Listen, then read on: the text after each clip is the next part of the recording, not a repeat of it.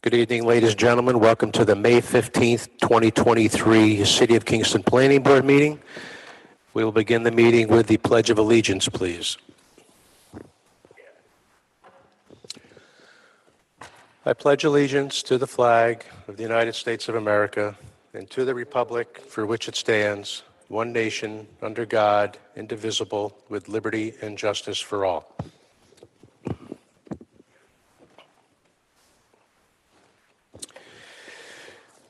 All right, we'll begin with introductions. My name is Wayne Platt. We also have Robert Jacobson, Matt Gillis, Vince Archer, Andrew Harris, and Kyra Grundig. Welcome. We also have Suzanne Cahill, the Planning Director. The Assistant Planner is Kyla D-Day, and Matthew Jankowski is the Assistant Corporation Counsel. A few housekeeping notes before we get going. Exits are on either side of the council chambers. There's stairways that go all the way down to the ground floor. In case of an emergency, we're going to use the stairs and not the elevator. Bathrooms are to my right. And if there's a need to have any conversation at all, there are conference rooms off of each end of the council chambers here as well. And I ask everybody to silence their cell phones at this time. And if there are people wishing to speak during the public hearing, we ask that audience members respect the speaker. All right. Item number 1 is adoption of the April 17th, 2023 Planning Board meeting minutes and transcripts. Everybody's received a copy of it. Any additions, deletions? Okay, we have a motion by Matt Gillis to approve. We have a second by Andrew Harris. All in favor? Aye. Opposed? Carried.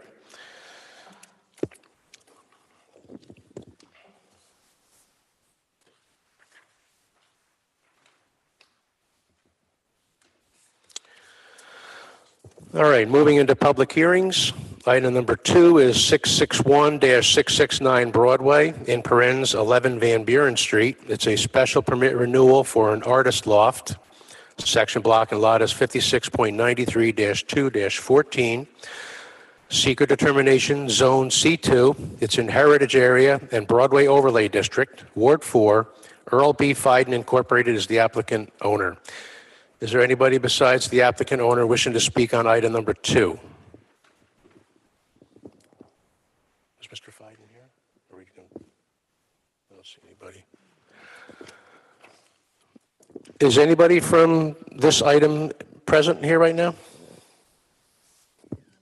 Okay. Do we need him here? Okay.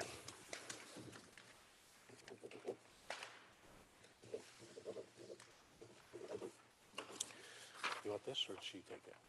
All right. Here's our introduction there. All right. This is a application for an artist loft, special permit renewal. And the original application was in 2001. No outstanding issues with building safety, although the unit has not been inspected since 2020. A few items on the police reports.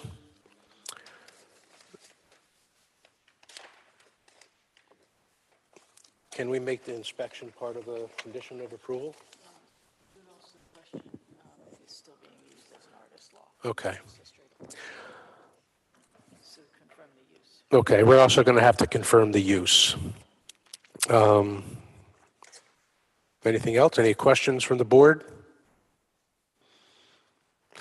And we're regulated by annual renewals on that? No, I think you can. I don't see how long the last one. Oh, they're limited to 3-year terms, it says up here. Okay. 3 years sounds good? Okay. Okay, so under seeker, this is a type 2 action. No further review of the board is required. At this time, I'll make a motion that we approve item number 2 for a period of 3 years. We have to ascertain if it is still being used as an artist loft. We have to have a satisfactory inspection from building safety and all original conditions carried forward. Second by Robert Jacobson. All in favor? Aye. Opposed? Carried.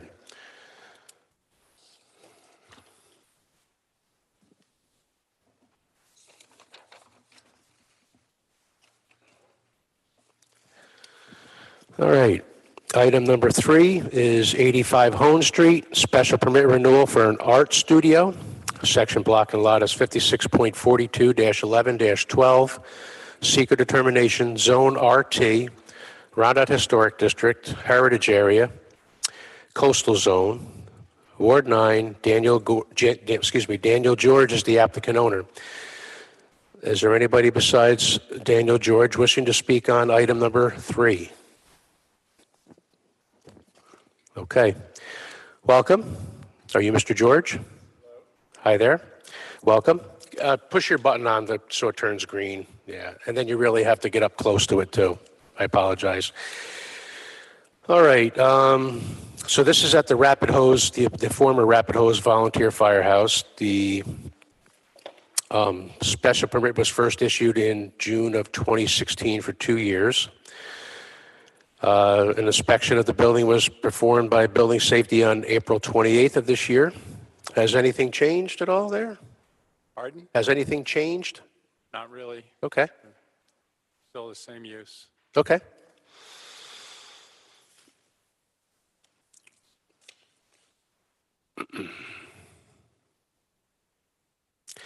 And the third floor contains a full kitchen and bath. That was part of the firehouse from... That's a tabletop photography studio. Oh, okay. I haven't rented it yet, but that's... Okay. Other than my granddaughter making us lunch there, nothing has happened with that Okay. yet.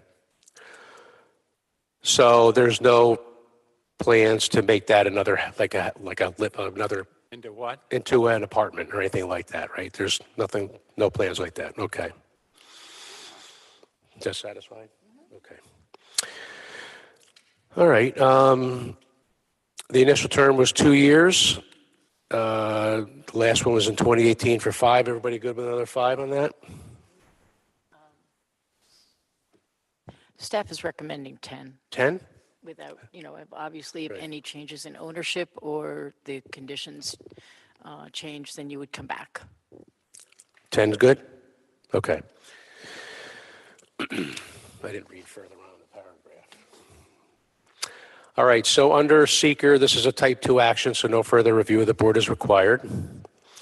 At this time, I'll make a motion that we approve item number 3 for a period of 10 years. And if ownership changes, that new owner is going to have to start the process with us again. Or use, if the use changes, okay?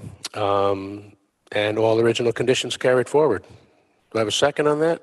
Second by Matt Gillis. All in favor? Aye. Opposed? Carried. Thank you, sir. Have a good evening. Thank you very much for your help. Yeah.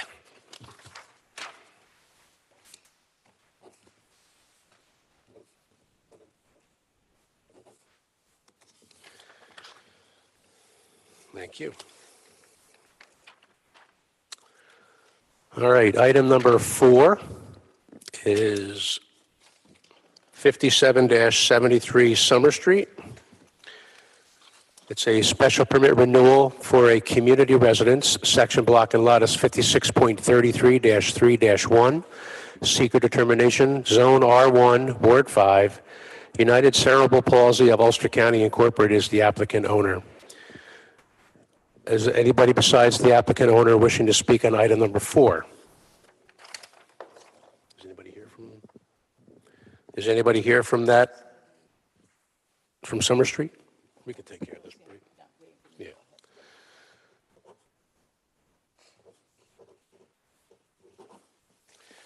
There you go. Okay.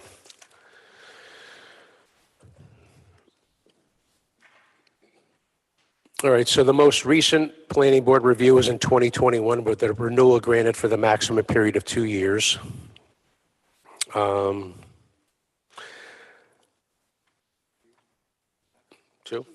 Yeah.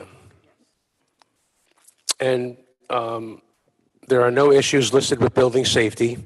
Now, as far as to confirm the number of residents, is that can be something that can be taken by, at staff? All right, so we got to confirm the number of residents and employees, and also if it's continuing to be licensed by the New York State Office of People with Developmental Disabilities. And one police incident, or excuse me, two. Their only real change was that the name of the organization is changed to Wraparound Services of Hudson Valley. Okay. Any other questions from the board? Good with 2 years again? Okay. Okay, under seeker, this is a type 2 action, so no further review of the board is required. At this time, I'll make a motion that we approve item number 4 for a period of 2 years, with the conditions that we ascertain the number of residents that are there, and if it is still licensed by New York State Office of People with Development Disabilities, and all original conditions carried forward. Have a second? Second by Andrew Harris. All in favor? Aye. Opposed? Carried. All right.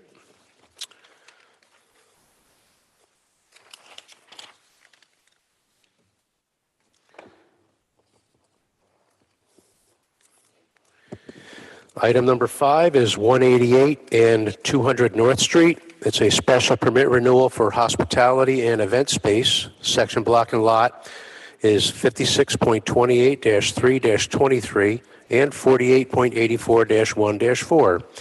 Seeker determination, zone RFH and RRR, Heritage Area, Coastal Zone, Ward 9, North Street Brickworks LLC is the applicant owner. Anybody besides applicant owner wishing to speak on item number 5? Welcome. Hello, Can you state your name for the record, please? Christina Ducharme from Okay, KDA. welcome. How's everything going there? Pretty good. Good. Yeah, no, the hotel is doing great. Good. Got some stuff booked for the year already, do you? Yeah? Good. Yeah. Good. No, they're doing well.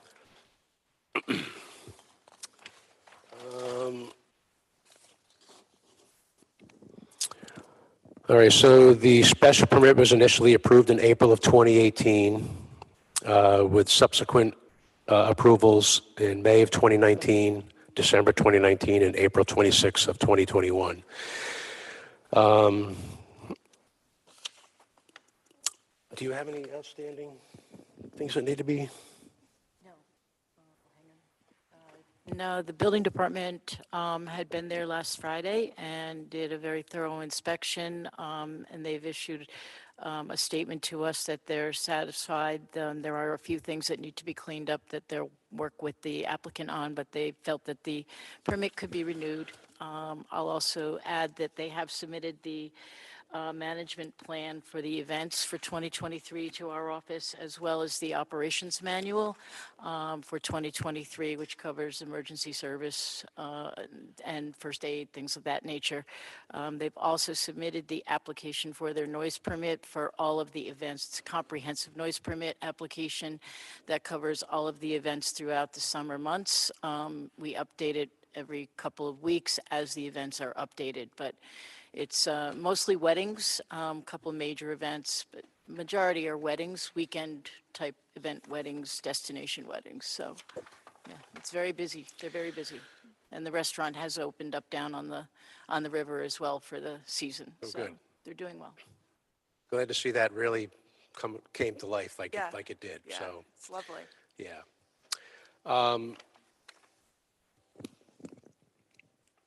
Do you have a time frame for that staff recommends for renewal? I'm looking through.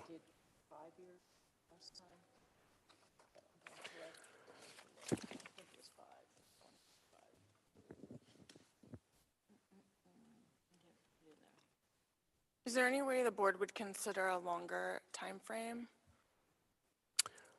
Well, we're talking 5 right now. Right. I know that from 2018. There was a couple times that the applicant had to come back because there were some things that had to be addressed, some changes to the site plan. Are you, 5 is good for you? I would stick with the 5. Okay. There are still some site elements that are to be completed, which we do have performance bond money still in, but I still would stick with the 5 for now. And that's pretty good, right? Yeah. And if ownership changes or whatever, then they have, the new people would have to Then come they'll be back. to- Yeah. to Okay. advise on that. Everybody's good with 5? Okay. Anything else on that? I know that the links for the event management plan and the operations manuals were sent with your staff notes. I don't know if anybody has had a chance to review them. We have looked at them at staff level, and they're pretty much boilerplate from previous years with some updates with names, and what needed to be updated has been done. So. Okay, good. They were on top of it then. Good. All right. Okay. So at this time, I'll make a motion. I'm sorry, go ahead, do seeker. All right, so under seeker, this is type 2, so no further review of the board is required. At this time, I'll make a motion that we approve item number 5 for a period of 5 years with original conditions carried forward. And what was that last one there? Approval of the event management and operations manuals for 2023. Okay, that's a motion. Do I have a second? Matt Gillis with a second. All in favor? Aye. Opposed? Carried. Thank you. Thank you very much. All right.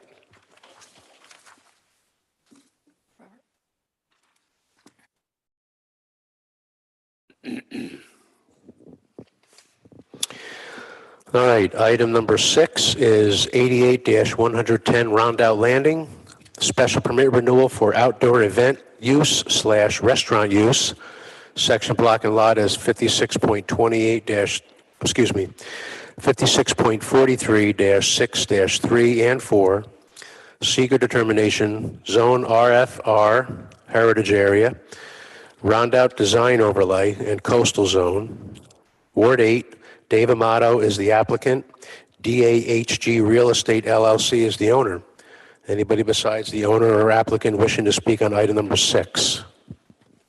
Do we need them here for this? Okay.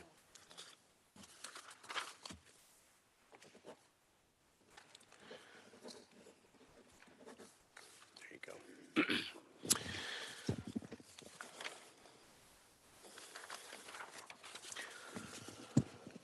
All right. The special permit was recently renewed in March 2020 for 3 years. The hours of operation and employees are illustrated.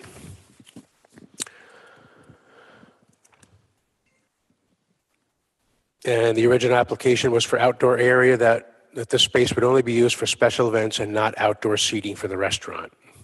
And have we confirmed that, if that was the case? Okay, we have. All right.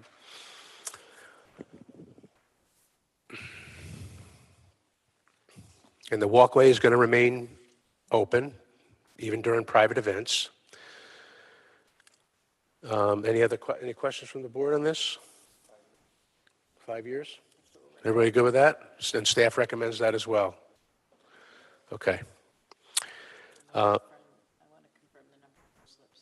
Okay. We're going to also confirm the number of boat slips for that as well.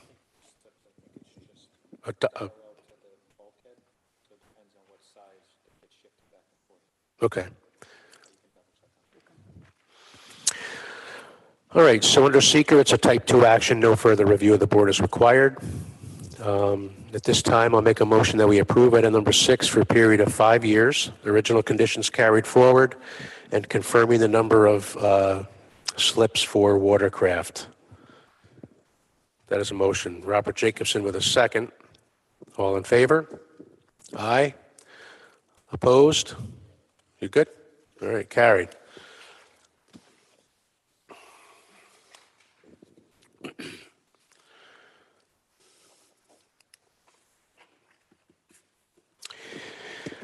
Item number 7 is 25 Jansen Avenue. It's a special permit to establish and operate a 2-unit short-term rental. Section block and lot is 56.26-11-47, seeker determination, Zone C3, Ward 9, JRT STX Holdings LLC is the applicant owner. Anybody besides the applicant owner wishing to speak on item number 7? Okay, welcome. Can you turn your microphone on and get real close to it and just state your name for the record, please? Thomas Rodland. Okay, welcome.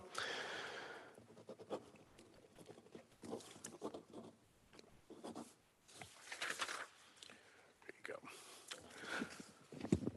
All right, so why don't you give us an overview of what you want to do there? I mean, it's pretty basic, but if you just want to give us a little briefing. Yeah, we purchased the property a couple months ago. I know the zoning is still favorable for short-term rental possibilities. And so while we have long-term tenants in place right now, and we're going to let those tenancies play out, we'd like to just secure the permit for future possibility for that option. So there are currently 2 apartments in this building, right? Yes. And they're currently occupied? Yes. What are how are those rentals handled? Do they have a lease with them or? Yes. Okay. So, I mean, if we approve this, short-term rentals carry a 30-day length of stay before, and then people have to vacate. So what are your plans with your tenants? They would remain in place for the duration of the leases. Obviously, at their terminations, we have some work to do in the place, and then we would Okay. Explore the possibility of renting them on a short-term basis. In some of my notes here, I see one tenant is a month-to-month lease or a rental? Second floor, yep, Okay. And the other one is for a 1 year? correct. Okay. So I guess the issue here would be if we approve this, we can't do it for 2 units because you're still going to have somebody there for a length of stay greater than 30 days. All right. You do have the option right now of going with, using one of those right now to make that a short-term rental and then come back later on, if situation changes where the other one you want to also have a short-term rental. But we can't have, somebody occupying for a year and have it fall under our short-term rental regulation. I think what Wayne's trying to say is you can't get the approval and then just shelf it, because the fact that the tenant is in the property, if they're there longer than 30 days, the short term is voided. So there's no point in issuing it. Okay, So if you have an empty, you can come and ask for the short term. But if you currently have a long term, we can't give you the short term because after 30 days, it becomes null and void. got it. So what you're saying is you have one unit now that's empty, No, they're both occupied, they're going to be occupied for a while, theoretically. presumably, yeah, Well, the one is month-to-month, right? correct. Right. So that could be, And you- I didn't realize that point, that if they're occupied, that's not an option. right. Okay. Yeah. So on the month-to-month unit, is it possible to obtain the special permit? Well, It's not. that same person would not be able to stay there month to month to month. Oh, okay. So there's nothing that could be done. Because I think the spirit of the short-term rental is for people coming in out of town, right? They want to have, stay a couple weeks, whatever they're doing, business travel. Yeah. And then, 2 weeks they're gone at the most. But we do have to have a cap on it for 30 days, which is what we have.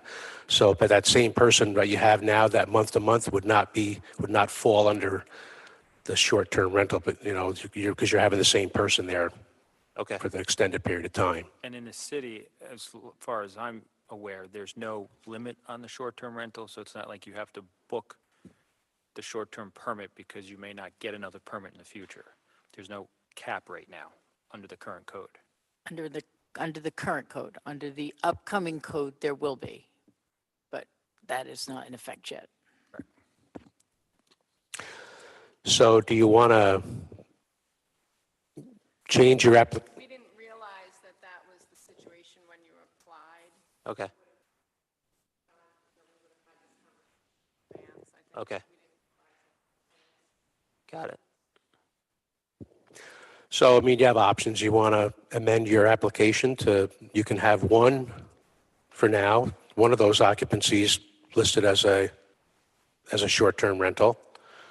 Well, I don't think the tenants unless are they going anywhere, intend so unless I'd- they intend to not accept the month-to-month any Right, longer, yeah. then that's, I don't think, an option. It doesn't Right. sound like that's what you're looking to do. Probably not, no. So I think at this time, it's probably appropriate to withdraw the application, and Mm-hmm. then you would resubmit at a later date when a unit becomes open and available. Correct, sure.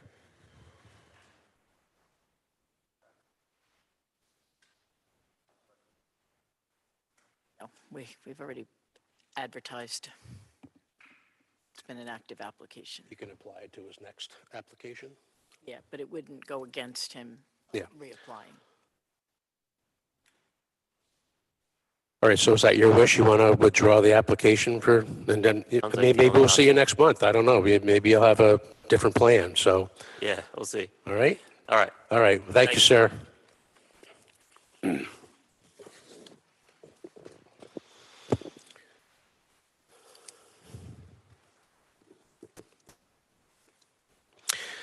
All right, item number 8 is 24 dash, we're going to group these together. We're going to go, this will be items 8, 9, 10, 11, 12, and 13. We're going to go from public hearing into old business, but I'll read the first two into record here. 24-26 Hunter Street and 33-35 West Union Street. This is for a lot line deletion of the lands of Union Church Hill LLC. Section block and lot is 56.43-3-9 and 56.43-3-10. Seeker determination, zone RT, Roundout Historic District, it's in Heritage Area and Coastal Zone, Ward 8, Union Church Hill LLC is the applicant owner. And let me just read the next one into it No, too? you have to do this public hearing. Okay. separately. All right, anybody besides the applicant owners wishing to speak on item number 8? This is for the lot line deletion. Okay. I'm going to do a lot of talking here, so, but welcome. If you can both turn your microphones on and really get up close and state your names for the record, please. Good evening. Can you hear me? Joseph Menuda with Menuda Architecture. I'm the architect for the project. I have with me this evening Japheth Alakapo from my office. Okay? Welcome. Thank you. All right. So we'll get into, when we get into old business, we'll get into how the design has changed. Right now, we're just going to deal with the lot line deletion. We have a map. Do the public hearing, and then you can talk about all of them together. Okay, we'll do that then. So I'm going to mention item number 9. Now, we're still in public hearings. This will be for 24 and 38-40 West Union Street and 25-27 of Beale Street. It's the lot line revisions of the lands of Union Church Hill LLC. Section block and lot is 56.43-3-24, 26, and 25. Seeker determination, Zone RT, Roundout Historic District, Heritage Area, Coastal Zone, Ward 8, Union Church Hill, LLC is the applicant owner. Anybody besides applicant owner wishing to speak on item number 9? Okay, so we'll stop right there and go, yeah. All right, we have maps and stuff for this? God, right? So do you want me to pull up a certain set of drawings? Do you want to start with parking lot, or do you want to start, do you want to just start the conversation and I'll try to pull things? Maybe that would be helpful. Thank you. Yes. Okay. So if I may, I would like to preface a couple of things. One, this is a public hearing for these two, and will any action be taken to be voted upon for these items this evening? Items 8 and 9. Correct. Okay, so some of the discussions we've had with respect to these lot line deletions or revisions is that this is an all or nothing kind of project. So to grant such provisions this evening would sort of put the cart before the horse. If the project as a whole, if we consider it a whole, is not approved, then there would be no need for these, nor would the owner wish to do these. So I want to make sure that we're okay with that. Absolutely. Okay. You're right on track. And, I think, we've had a discussion earlier with the chairman that all of these projects are the 5 projects altogether are kind of intertwined. So we're going to be talking about all of them in kind of a one conversation, single conversation. But at the end of the day, when you come back, there won't be approvals tonight, but at the end of the day, when you come back, each one will have to be individually recognized as separate votes. So the lot line deletion, which is number 8 on the agenda, is up on the screen behind you. And that is 2 parcels, one fronting on West Union and the other fronting on Hunter Street. And it would be to delete the center line that separates them so that that parcel in total would be developed for off-street parking. And it would have a central area that is a green space with some trees, maybe a bench, just a nice seating area. Cornell Park kind of sits right up on the hill across the street, so it's kind of a nice a little extension of that. Would have a view of the park as well. And the parking that is established there would be tandem style of parking, which means that you'd have parking back one in front of the other. And the parking would be set up so that it is assigned to a specific unit, which is across the street. So they would know which parking spaces, they would each get 2 parking spaces, and they would be assigned them from across the street. So it wouldn't, even though they're back-to-back parking, it wouldn't be like interfering. Same household, yeah, it'd be like a driveway for a house, okay? So that is that. The second subdivision that you held your public hearing on is for the parcels on the opposite side of the street. Kyla just pulled up the map so you can kind of quickly see it. And the second one is a lot line revision. And that is have your existing church on the opposite side, which is being redeveloped as 3 separate units. And then you have 2 additional properties there, and each additional property will have 3 units on each of those. So you'll have a total of 9 new units going in. The new building that's going up will have a party wall that follows a property line. So you'll have 3 units on each side. But the lot lines that are currently in place need to be realigned so that they'll meet with what the outcome of the final new development will be. So that's the other subdivision that you're really looking at. It's not a subdivision, it's a revision. You start with 3, end with 3, just the lines are reconfigured. So that is the first 2 items. Then you can move in, if you want to move into the meat and bones, we'll talk about the actual buildings and the reuse of the church and then the new construction. So you want to start maybe with the new construction? Sure, happy to do that. We don't want to, I know he talked about getting the cart before the horse, but do we want to do anything with the lot lines or anything yet, or do you want to? I have no issue with what Sue just went through. Okay. Yeah. All right, I'm good. Okay. I will make a note that we have shared our notes already with the applicants, so they have pretty much in front of them, have seen them already, so they're familiar with, what our comments have already been made. And there are some issues, some items that we will need from them in order to get the final plats together, but we'll work on that directly with the applicants. So should I go into old business then now? I would, yes. And I'm going to read all these into record as well. So that's what I really wanted to make sure we were going to do that. All right. In old business now, item number 10 is 24-26 Hunter Street and 33-35 West Union Street. Site plan to establish a parking lot for off-street parking in association with multifamily residential on alternate lots. Section block and lot is 56.43-3-9 and 56.43-3-10. Seeker determination, Zone RT, Roundout Historic District, Heritage Area, Coastal Zone, Ward 8, Union Church Hill LLC is the applicant owner. Item number 11 is 25-27 of Beale Street. It's a site plan to construct a three-family residential building. Section block and lot is 56.43-3-25. Seeker determination, again, Zone RT, Roundout Historic District, Heritage Area, Coastal Zone, Ward 8, Union Church Hill LLC is the applicant owner. Item number 12 is 38-40 West Union Street, site plan to construct a three-family residential building. Section block and lot there is 56.43-3-26. Seeker determination, Zone RT, Roundout Historic District, Heritage Area and Coastal Zone, Ward 8, Union Church Hill LLC, applicant owner. And item 13 is 24 West Union Street. Site plan to convert an existing building to a three-family residence. Section block and lot is 56.43-3-24.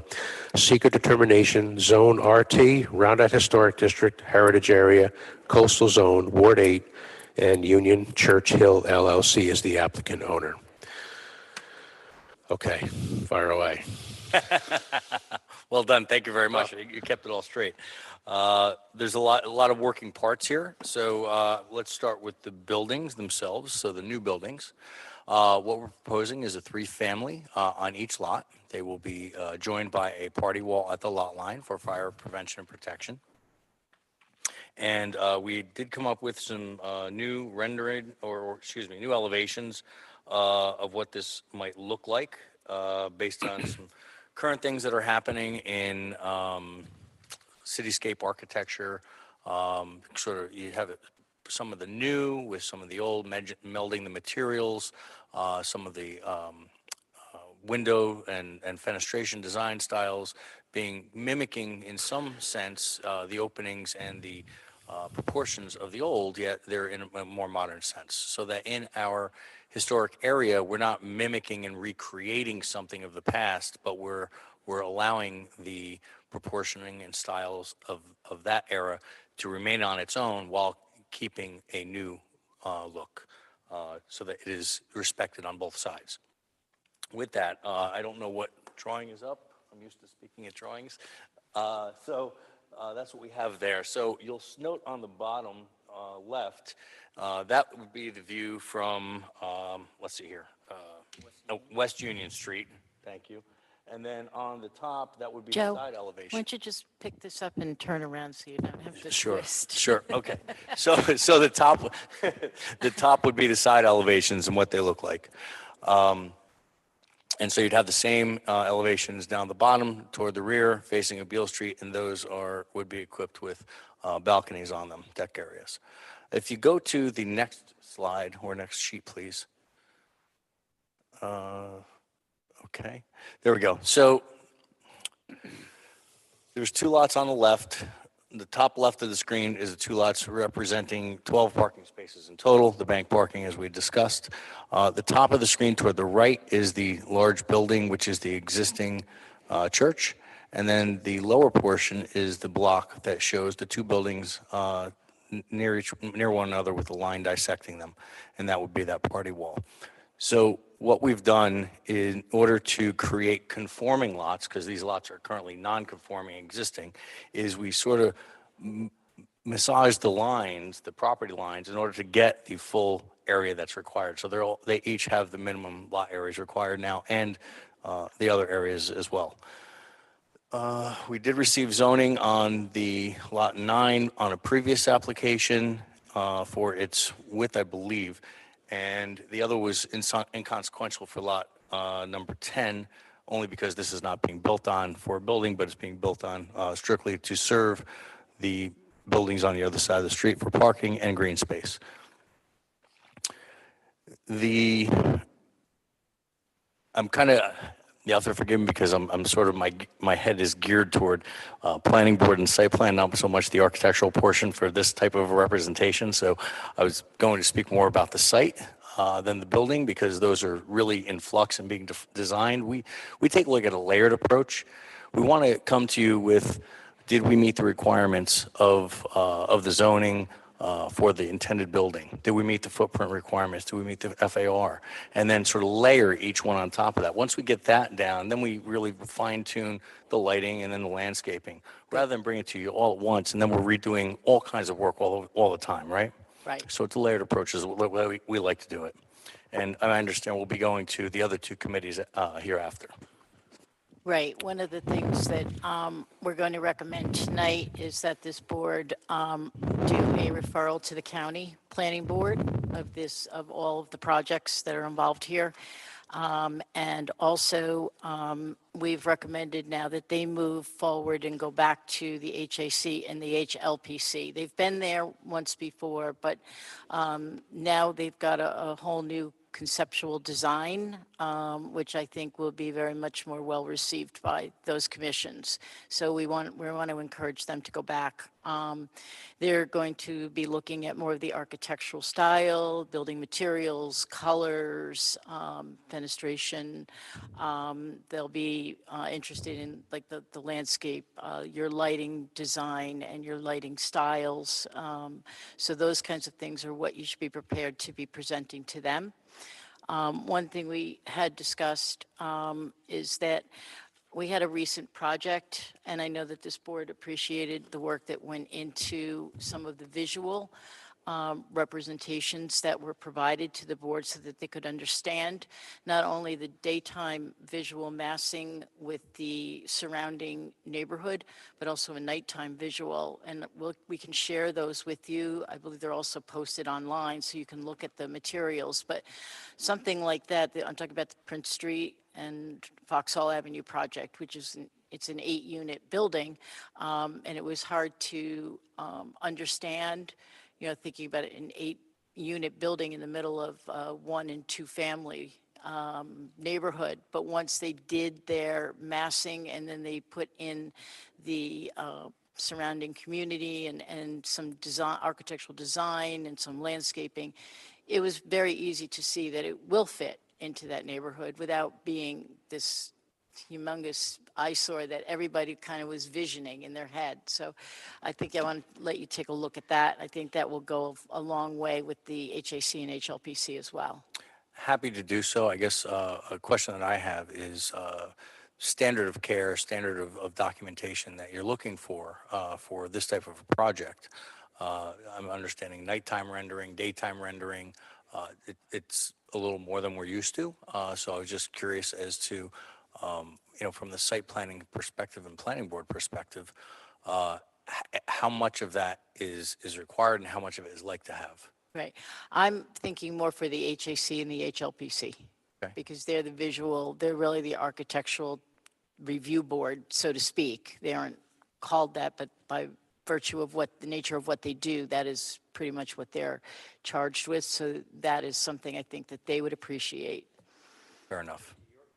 Your question, this board generally will look at their recommendations and follow them. We are not a board that will second guess or try and change because we respect what those boards do as the community members that are on it. Sure. So from my perspective tonight, I understand the project, I understand what you're doing, I understand massaging the lot lines, you're still keeping 3. I'm fine with all that. Your hurdle will be those 2 boards to conceptually come up with the plan. Yes. That was my thoughts as well. Thank you for sharing yours. Okay. So project-wise, did you want to go through the comments? What is the board's pleasure? I mean, we can go through them or we can work independently. I was going to suggest that, between this meeting and the board's next meeting, that you and I and Kyla sit down and we can kind of work through them. That's a great idea. Separately. I'd like to do that. I'd rather than bog the board down with a lot of the detail. We've recommended, if you've read in the notes, a lot of the standard type of comments that we would typically do. one thing that I want to just make a note of is that obviously they're going to need a parking waiver, off-street parking waiver, and they've tried to provide as much parking on their parcels as they potentially could. We were thinking that potentially the board might consider, and I don't know what the owners, the project sponsor, his feelings are, but the curb cuts are effectively the entire width of each parcel. And rather than having those curb cuts so wide, is all of that parking, does he see the need for all of that parking? And whether or not we can maybe scale it down a little bit and maybe, if they find the need in the future, make it the parking, make it all parking again. But we would look to maybe narrow it down a little bit, and you might lose a few spaces. You might lose 4 spaces. So it's a thought, huh? Yeah, you'll gain it on the street, yeah. Here and, with these. The streets are narrow, I will say that. It's something to think about, for the board to think about. We talked about permeable pavers as well, rather than straight asphalt. So stormwater is obviously something that will have to be, looked at and fully addressed as well. I can touch upon just those couple of items. So the stormwater, we did look into. We hired Labella, who was formerly Chazen Engineering, and they did our stormwater for this project. So that has been designed, and those plans were provided. I don't anticipate anything more, but we can certainly go through the comments and address anything that you may find is there. The other key item here, some of the pause from the last time we were here, was getting all of this work done, as well as the archaeology on it. And so the archaeologist has done a full report, and there's no further action for these properties. So all of that took time to get done, and as you could imagine. That would be it for those 2 topics. For the parking itself, I don't want to misspeak. I thought we had all the parking required for this by Okay. providing it across the street and on the street. I'm pretty sure we did. I can't, forgive me, my eyes have gotten worse and I can't read these prints. But there is a parking table there, and whether it was provided or not is actually on that table. Okay. That being said, the reason why the lots are set up that way is specifically so that we could accommodate all that parking on the for these properties. And I know on-the-street parking was discussed previously, and it was kind of like a little bit frowned upon. With respect to parking, which you can work on staff level with this, but I know in the past, sometimes we have plans that provide all the necessary parking, but sometimes those parking requirements are in excess of what actually will really be physically used within the building. So sometimes I know this board has waived a few parking spots to have a little bit more green space, knowing that we're probably, even though we're providing all this parking, we're never going to use the parking. Okay. So it would be interesting to hear from the applicant as to the demographics that are going to be living in the building and whether we have too much parking in their opinion or not enough, so that if we, because I think we right fit it, to be honest with you. I mean, there's two spots per household. So with 2 spots per household, if you have 2 cars in a house, which I think most people do, we're really at the. what are these 1-bedroom, 2-bedroom studios? What's the layout on these? There's 2 and 3 bedroom together. It's this page. Right. So more than 1 bedroom, 2 to 3 bedroom per. So you're going to have that. You're going to have. 3, 2, 2. Right. And even if you only had 1 car and let's say only 1 person there, you still need a guest parking space. So I appreciate the effort and the thoughts on that. And if you want to move in that direction, we can certainly do that. We just were trying to meet the mantle of the code.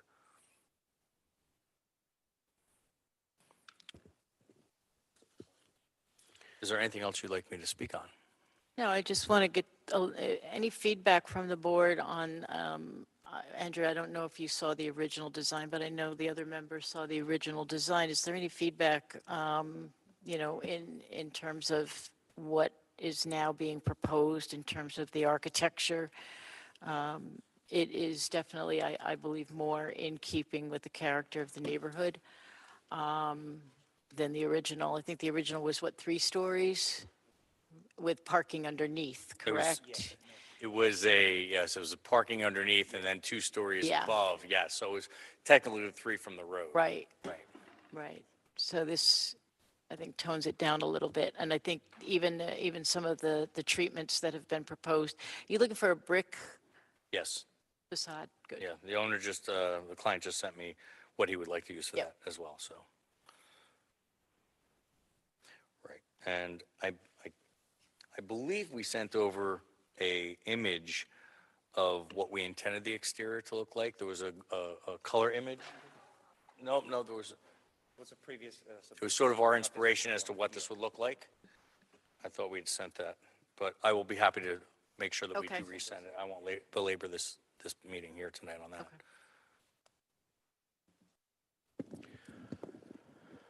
Any questions from the board on the new construction at this point? Kyla just put up the image from a Beal. This would be from the lower, so there will be a staircase. I think at one point in time, there was a staircase, correct? So this is kind of re-establishing that access. Kind of strange because there's a small set of steps that comes up on you'll see it on the original survey, and if you go, there's a small set of steps, only like 6 steps, and it goes to nowhere, and then there's a sheer cliff of a wall. So I'm not quite sure where it went to at what point in time, and if there was anything there, but our plan is to, Church. was it went to the church, yeah? Okay. So the plan is to, I'm glad you're here, thank you, to attach to the top so that we have access throughout the site. Okay.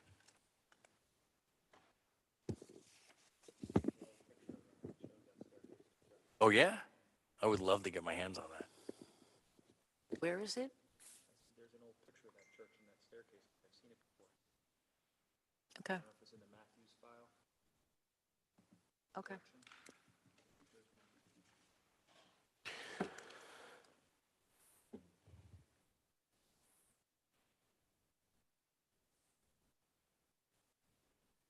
All right, so we're going to get some materials, right? Right. Colors, materials. Talk about the church, though we didn't talk about the Sure. renovation of the existing Okay. building. Sure. So the existing building, which is the church, is going to be renovated into 3 separate apartments.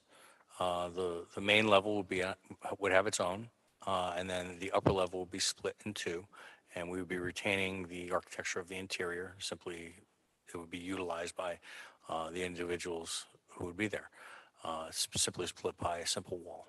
So that project, we are going to be going most likely through SHPO for all the work, as well as we're potentially looking for hopefully tax credits for that and to see what they would approve and not approve. Our firm's done a lot of projects like this, so I'm very familiar with that. And that's pretty much the extent of the church project. There's really not much else to discuss other than that we're splitting it up in that way and trying to retain as much of the architecture and restore it as possible. Right, there is some demolition, though. Oh, thank you, yes, yeah, sure. So there's you a can mention building that was, let's see here, there was an appendage onto the building, which is a brick structure, red brick structure, and it's in really poor condition. I believe it was the kitchen and mechanical room, and that's going to be coming down. So it'll retain the original structure that was there.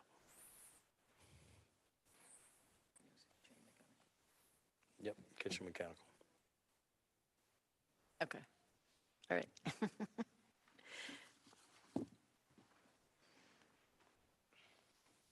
So we do have EV charging stations.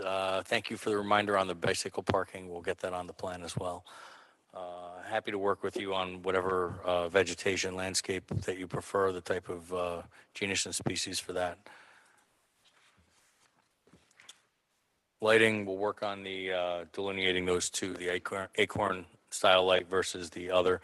The intent is for the acorn style light to have more of a ambient feel, and then obviously the more commercial size to put the wattage and output.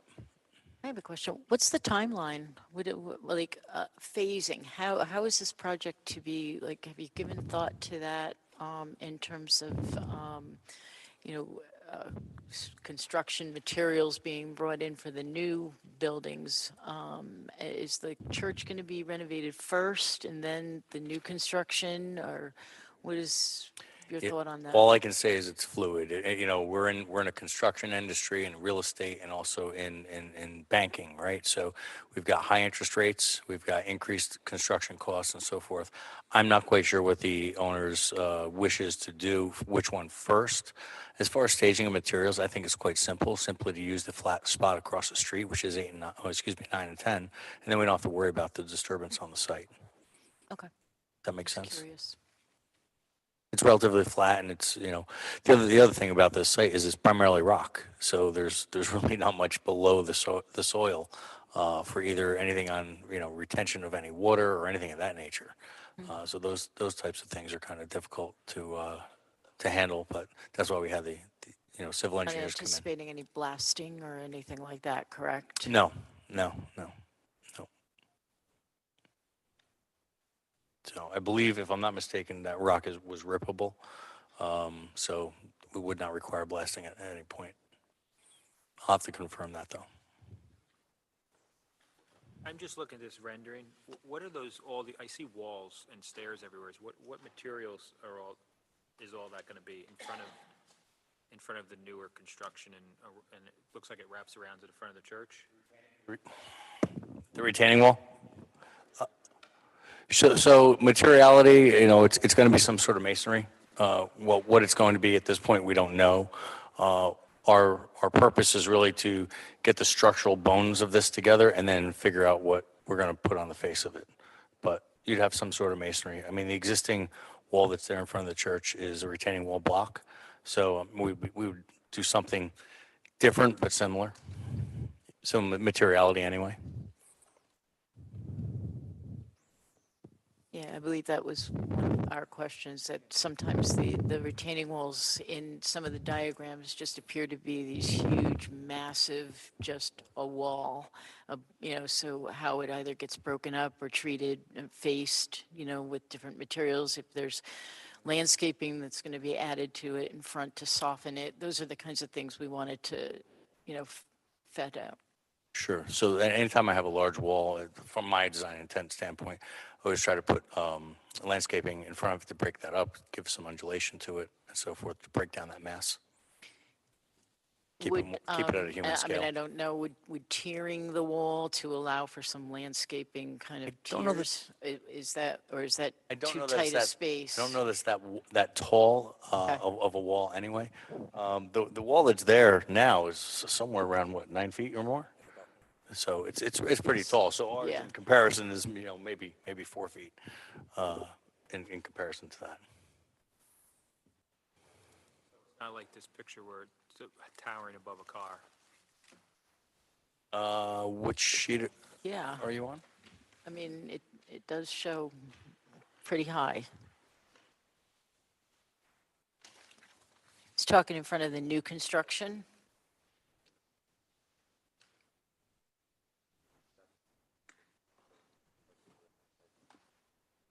So this was done, this is the problem with doing all these renderings up front, is that we had old information and we have new information based on the engineer doing the site grading, that these things have changed a little bit. And as you requested, the owner has given us authorization to go through, and we're going to render this building so that you get the shade and shadow and light and so forth. Good. On the building, and on all 4 facades, so that you get a good understanding of what it looks like. Great, good. I'm good with the concept. Oh, you talked about putting the cart before the horse before, right? Right? Yes. Me personally, I like the concept and how you've modified things from our original sit-down. Thank you. I think the rest of the board feels the same way. So I hope that gives you a sense of direction or. Gives me a good feeling, I'll tell you that much. Ease, okay. I can't take that to the bank, but I thank you very Okay. much for it. So, no, thank you. And so, like Sue said, we got to send this off to the county, and but we have to make determinations on these 2 items. No, we You can. know, Not tonight, we no, can- hold on. There are multiple cross easements. We should start working on some language for those as well, starting to get that, because that's going to have to go through Corporation Counsel's office. So if you want to start putting together some drafted language to cover all the aspects of the various, because there's a variety of cross easements, obviously parking, maintenance, stormwater, utilities, things of that nature. I don't know that utilities will be cross easements, because I think each building is going to have their own Each separate unit would have their own, services. but yeah, I will have Some others that, yeah. I'll have the attorney and the land surveyor speak so that we can get all these Yeah. things ratified. Okay. Thank you. Yeah, this is very positive because, like I talked about layers before, so now we're layering on top of this. Now I have a good feeling of where we are. We can move forward with the other portion. And once I come back from the other two committees, I'll have a much better sense as to where we need to be. I'm trying to gather everybody's input on this so that I can really make this the project that it should be. Yep. Good. Yeah. Any other questions? Okay. At this time, I'll make a motion that we table items 8, 9, 10, 11, 12, and 13. Second by Robert Jacob, sorry. Refer to the county. We're going to refer those to the county planning board. And we're also going to include these items too, materials, and They're all in the staff. it's all in this notes. pack? Okay, the packet, okay. And a Yeah. referral to the other two, yes? HAC and HAC. HLPC. Yes, thank you. All right, yeah, so that's a motion. Robert Jacobson with a second. All in favor? Aye. Opposed? Carried. All right. Thank you so Thank you, much. gentlemen. Thank you. Okay. Mine a whole bunch here. It's a lot of signing, isn't it? Yeah, hang on, you got a bunch to sign. There's 3. I'll get the others.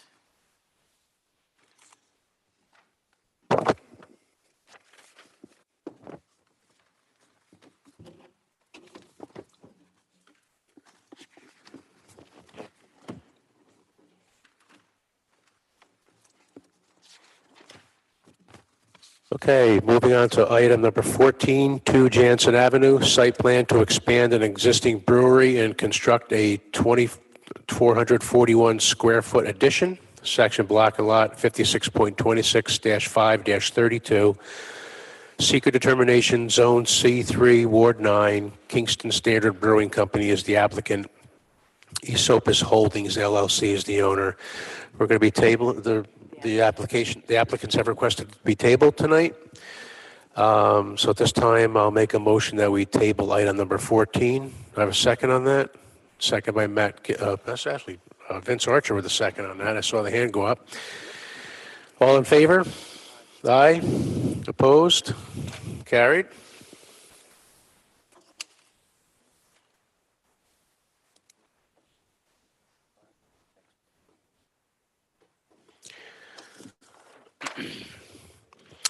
Okay, items 15 and 16.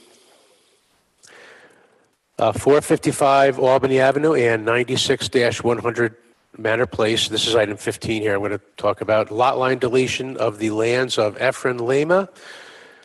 Section block and lot is 48.73-4-31 and 35.100. Seeker determination, Zone C3, Ward 6. Efren Lema is the applicant owner. And item 16 is 451 and 455 Albany Avenue and 96-100 Manor Place. Site plan to construct a new 40-foot by 52-foot metal building, landscaping and site improvements. Section block and lot 48.73-4-32.100, 31 and 35.100. Seeker determination, Zone C3, Ward 6. Efren Lema is the applicant owner. Hello, everybody. Yeah, you got to push today. Push them all. Make them all turn green. Okay, thank you. Hello. Hi. Andrew and Sonia are here. Hello. Yes, hello. And the client was supposed to be here, but he might be late. But we can proceed Yeah, with the yeah. meeting. So thank you very much for whoever made it to our site meeting the other day. It was very productive and very helpful. We went ahead and made some changes per the original recommendation during our previous session in this meeting. And I sent, right after our site meeting, I sent a revised site plan with the new layout. And then I got some few recommendations from the planning board office, and we also implemented those. I have some copies here of the latest one. I don't know if you guys would like to see them. Oh, yeah, yeah. So, Familiar. yeah, that was quick. So we repositioned the building so that we would allow. Oh, you take, okay. I know it is, Yeah, so it's all right. yeah. So, I forgot my yeah, planning board so there are 10 binoculars, of them, and yeah. You don't have your Google glasses? Binoculars. Oh, Magoo, you've done it again. Yeah, yeah. So we repositioned the building. It is respecting all the setbacks. We have, Got it already that way. Leave one for me. I'll get it. Did you get one? okay. We rearranged the parking, eliminated the exit that we originally had proposed on Roosevelt Avenue. We also took out some of the steps that we had proposed after the meeting, but we figured in order to keep that Roosevelt Avenue clean, we would keep the parking within the parcels. We rearranged the parking so that the requirements for building the existing building would be satisfied within that lot and also for the new lot. So one requires 8 parking spots, and it has it. It has handicap space, and the other, the combination that of the parcel 2 and 3 also have a handicap parking spot.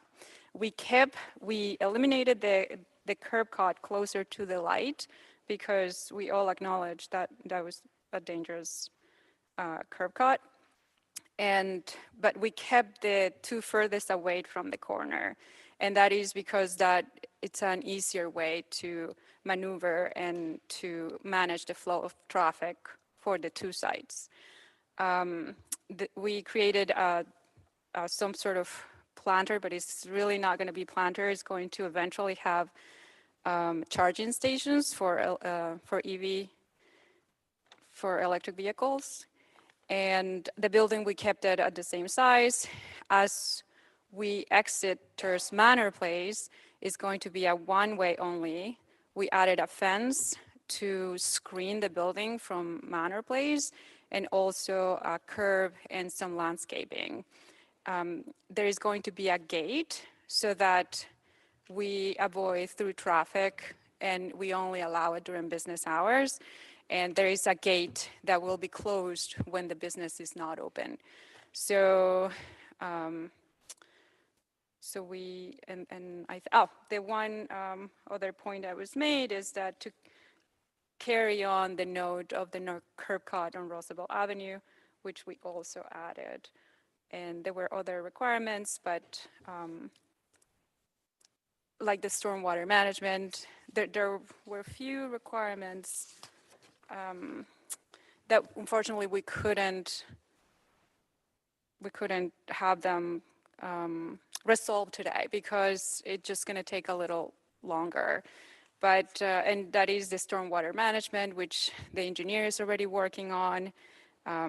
There was also a cable that we need to coordinate with Central Hudson, the relocation of it, and we sent a letter, and we're waiting for an on-site meeting to address that.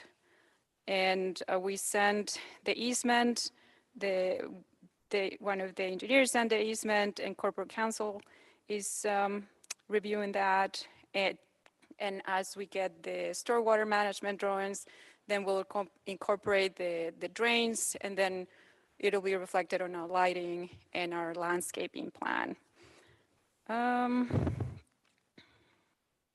Yeah, I think that's, oh, and also along Manor Place, there are some trees that we were discussing whether they were healthy enough to stay. So we have to submit the application with the tree commission so that someone can go look at the trees, see which ones we can cut, if not all of them. So that is what you have in front of you. And our hope tonight is to hopefully you like the layout and we address the major concerns and to be able to request an approval for the overall layout and then just finalize all those details at staff level. So Just a couple of questions. Where the curb cut is being closed off, the one that you're eliminating by the corner of Roosevelt on Albany Avenue, are you going to then, you're going to put new curbing in and then bring the sidewalk level, carry that forward, and then is there landscaping that's going to be added in that area? I know we talked about providing an updated landscaping plan with staff, which I think is fine. But I just want to confirm that that curbing is going to kind of wrap around then and then go up. yes, it is going to, we're going to close it, and there is, in the drawing, there is, You will wrap the landscape. yeah, we will Okay. wrap the landscape, and Okay. it's an L shape wrapping on to Albany.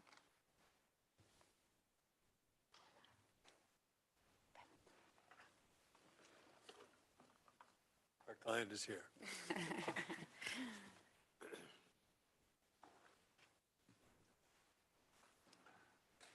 And as far as refuse removal, I see the dumpster location over there. The truck is going to be getting in and out of there okay, do you think, or, yeah?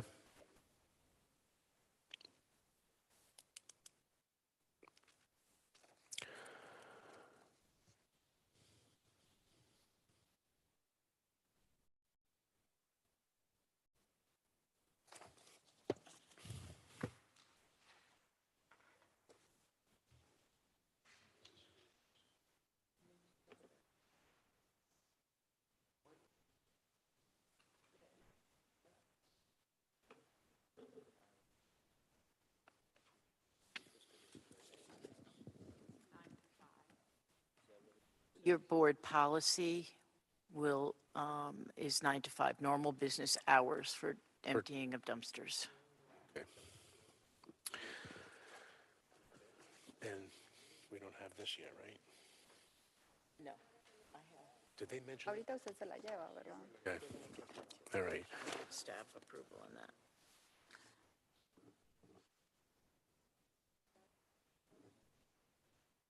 It will be during business, and there is a schedule there will be a schedule, and it's already established by the city. And it will be included within the drawings. Barricade fence. What's our concern there? Well, this is a section up here that we were talking about when we were talked earlier.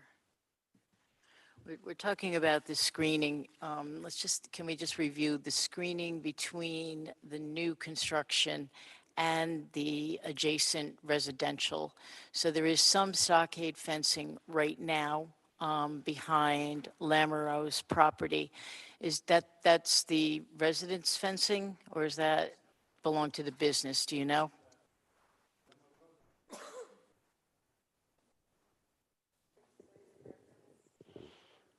Our fence. Belongs to the residents. Okay, okay. And so then you have, you're showing on your plan that there's an existing chain link fence between this parcel and the property that's shown as owned by Mahon, I guess. And I know that you are showing some landscaping to be added in there. Those are new plantings. What type of plantings? I don't have the schedule. Yeah, I just got this, that's all. Very hardy. I think it was an evergreen. It was your evergreen. I had a landscaping plan in the last set.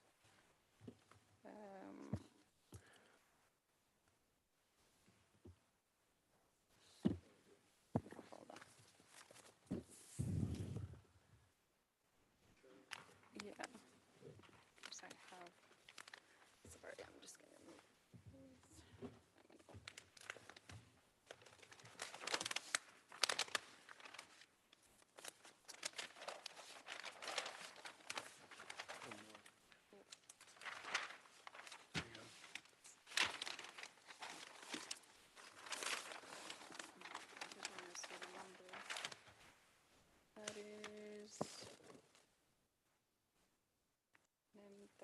PJ.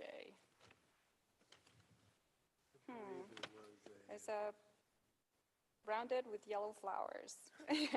Well, the common name is the Potentilla jackman.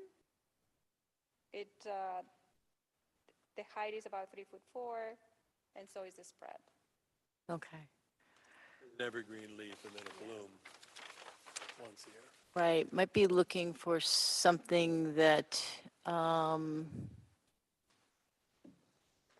is a little denser back there. Yeah. Just along that, to buffer the residential.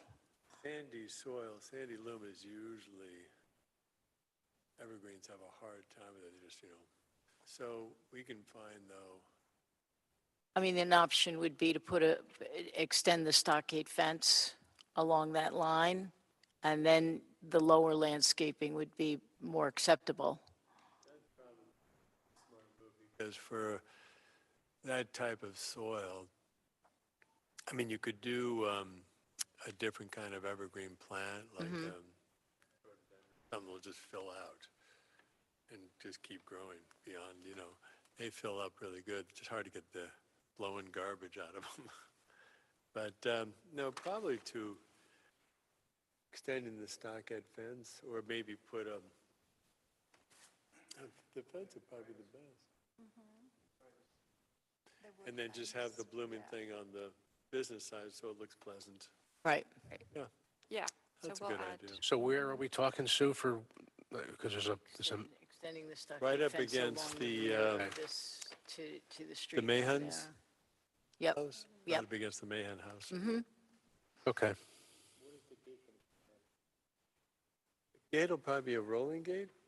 True link, probably about 4 or 5 feet high, 4 feet high. 8? It just has to stop traffic. You don't have to stop pole vaulters.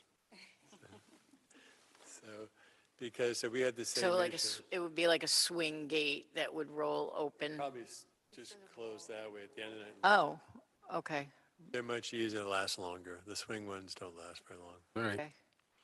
So So it it'll be would go over, okay, yeah, there's room there. collected on the, yeah. No, the fence itself, it's most likely going to be. This would be a stockade, and then This along, one. yeah, You that, mean the gate, the operable gate, or the fence?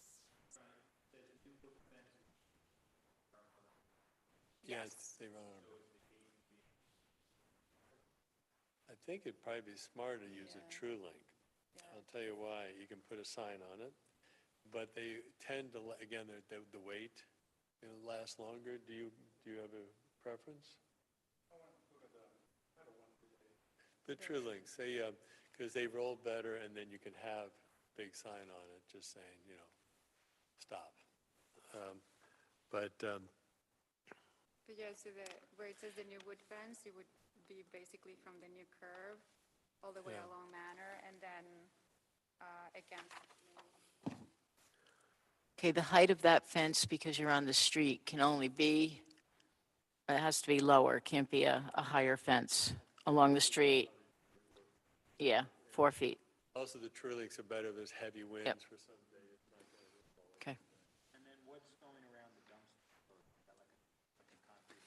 What's going over here? That's There also a is an true link, but you enclosure. put the slats in them, so you don't see into it. Yeah, those are very handy, easy to keep clean.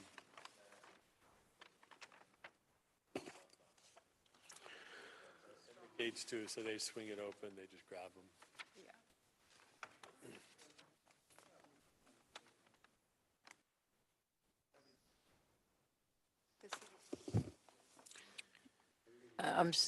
Efren, I'm sorry, we can't hear you. I need you to use a mic. We can use this mic together. Why don't you move that? Yeah. Hi I there. don't think I'm gonna use the big containers for the garbage. We got the city containers, So they're talking, the 55 gallons containers. right, so they're talking about this one, right? We don't wanna put the truck that can. Did he say stop? So you're going to use city pickup? Okay. All right, so a truck won't be going in there, then it'll be pulled out to the curb. Okay.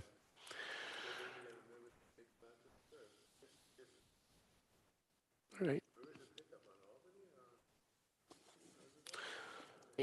I don't believe that they pick up on Albany Avenue, not in that area. I have 3 places where I can put it. Okay.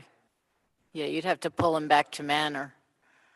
Right. That'll be coordinated with DPW. Okay. Anything else? County comments?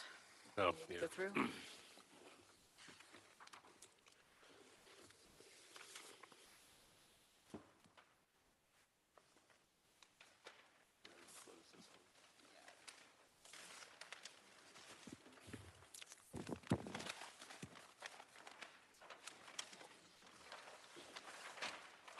All right, the first one is the access landscaping and stormwater infiltration.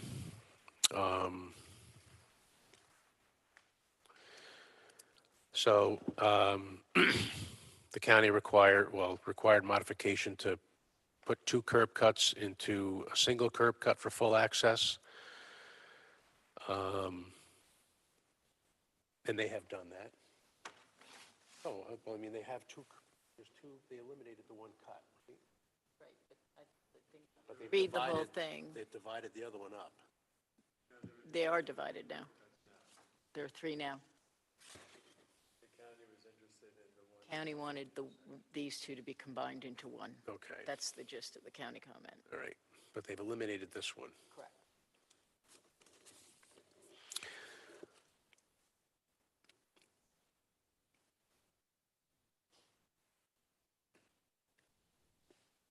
Okay, and, go ahead.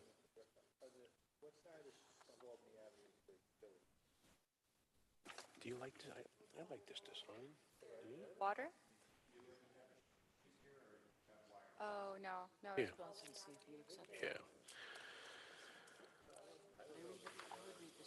Yeah. Yeah. Yeah.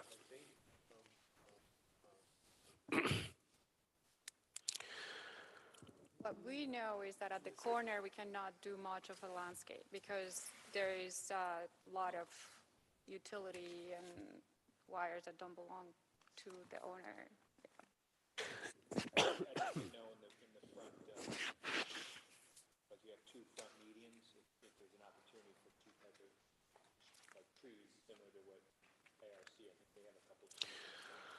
I see. All right, so I'll read the required modification here. While the Ulster County Planning Board supports this initial change, it is recommended that the 2 curb cuts remaining on Albany Avenue be combined into a single curb cut for full access. This will not only reduce the number of turning conflict points further, but also create an opportunity to decrease the site's impervious surface and provide for an opportunity to enhance the site from both a stormwater and visual perspective by allowing for additional landscaping along Albany Avenue, using a mixture of native species, street trees, and lower lying plantings. The applicant's response is, owner would like to keep the 2 furthest cuts, right? That would be cuts from the traffic light. In his experience, the small trucks that he has planned to service in his new building will have an easier time to maneuver in and out of the site. The owner would also like to propose adding more landscaping on Albany Avenue along the line of the curb we are proposing to eliminate.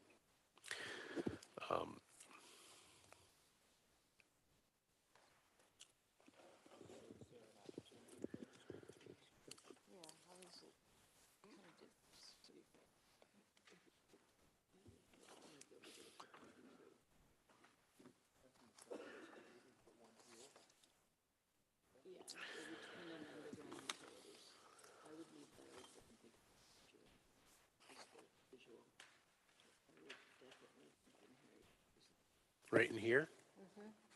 Yeah.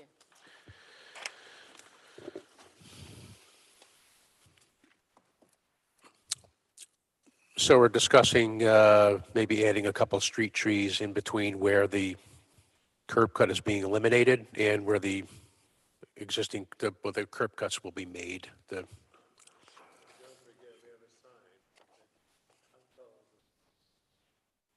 Right. Well, Corner. yeah, This, I think, this would be just I about think right they in would front of be, the, I of the think they would be building. far enough away so it wouldn't interfere with the sign. Yeah. We can leave that, we can leave all landscaping on staff level, right? Yeah, we're going to Is have that, to everybody work comfortable with that? But I'm good with the split curb cut here on entry. You guys good with that? With the way it's proposed? Okay. We've answered that then, right? You have to vote to override the whole Okay. thing. We're going to go item by Let item with staff that? do the, and then let staff do the landscape. Okay. This time I'll make a motion that we override the access landscaping and stormwater infiltration required modification. We're leaving landscaping to staff level and keeping the split curb cuts on the one part, the side of the parcel as illustrated. That's a motion. Do I have a second on that? Second, Robert Jacobson. All in favor? Aye. Opposed? Carried. All right.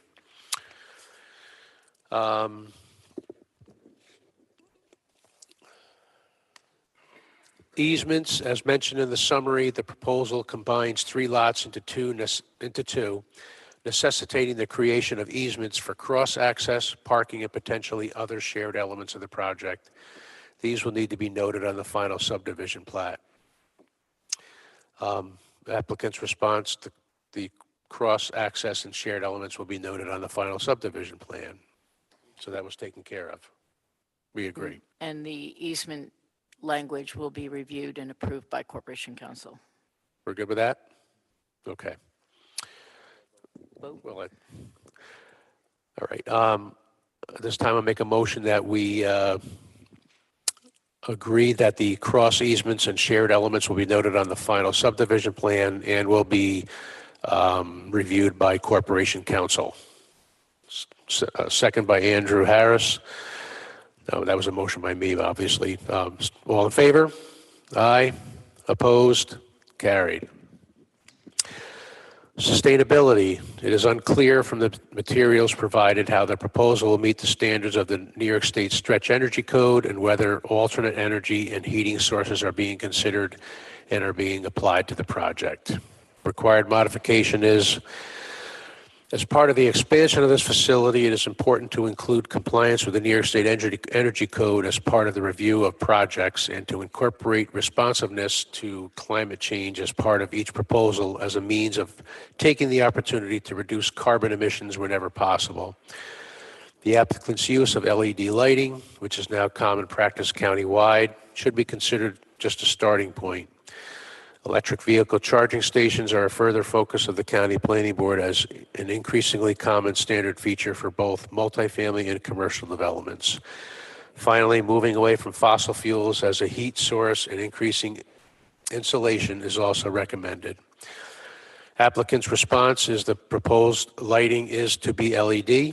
The owner will make provisions for EV charging stations, and the building will meet current adopted New York State Stretch Energy Code as specified in Part 1, Table C402.1.4 and C402.4.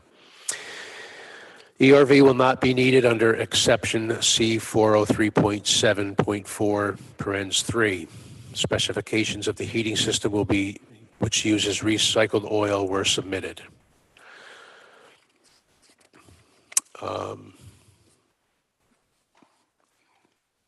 Do those meet the required modifications? All right, so at this time, I do agree that they met the modifications. So at this time, I will make a motion that we agree with the applicant that they have met the required modifications for sustainability. Do I have a second on that? Robert Jacobson with a second. All in favor? Aye. Opposed? Carried. Turning templates, required modifications. The city should take into consideration how large vehicles, including sanitation, fire apparatus, and potentially other delivery vehicles will traverse the site. Truck turning templates to show there is adequate room for these vehicles to turn as recommended. Applicant's response, our next submission will include truck turning templates. They have included those things here, right? Is that here? Yeah, Just one? the other thing I would just note is that the county did not have the benefit of reviewing the revised site plan, which Okay. shows the through, the egress out onto Manor. So theoretically, a truck can pull in and go straight out the opposite end on the other street. So I think that eliminates a lot of the concern that they had with and the larger vehicles are not going to be serviced on site. So it's really just the response vehicles that is the concern now. So are they going to still require their modification to show turning radius? Well, they are showing on I here see that one. you can do it, Yeah. and then it's just a straight shot Okay. through. All right. So there is. All right, so I'll make a motion that we say that the applicants have met the required modification. They will meet with with their site plan. They will meet the required modifications for truck turning and access. Have a second on that? Vince Archer? All in favor? Aye. Opposed? Carried.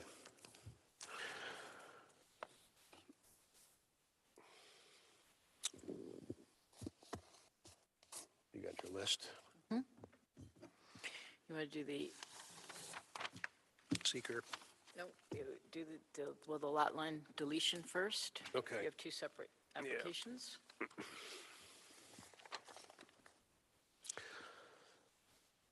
So staff is good with that one, right? Right, so this would be, Item we need a 15. motion to approve the lot line deletion of lands of Efren Lima for 455 Albany Avenue and 96 to 100 Manor Place, with conditions that Board Policy 6 be carried forward. Cross easement agreements will be reviewed and approved by Corporation Council and incorporated into final deeds. The notes that were found on the original subdivision plans for no access out to the Roosevelt and the deed restrictions will be carried forward. And then we will receive the normal set of Mylar and paper copies for signature of the chairman. Okay. So what Sue has just illustrated, I'm going to put that into the form of a motion that we approve item number 15. Do I have a second by Matt Gillis? All in favor? Aye. Opposed? Carried.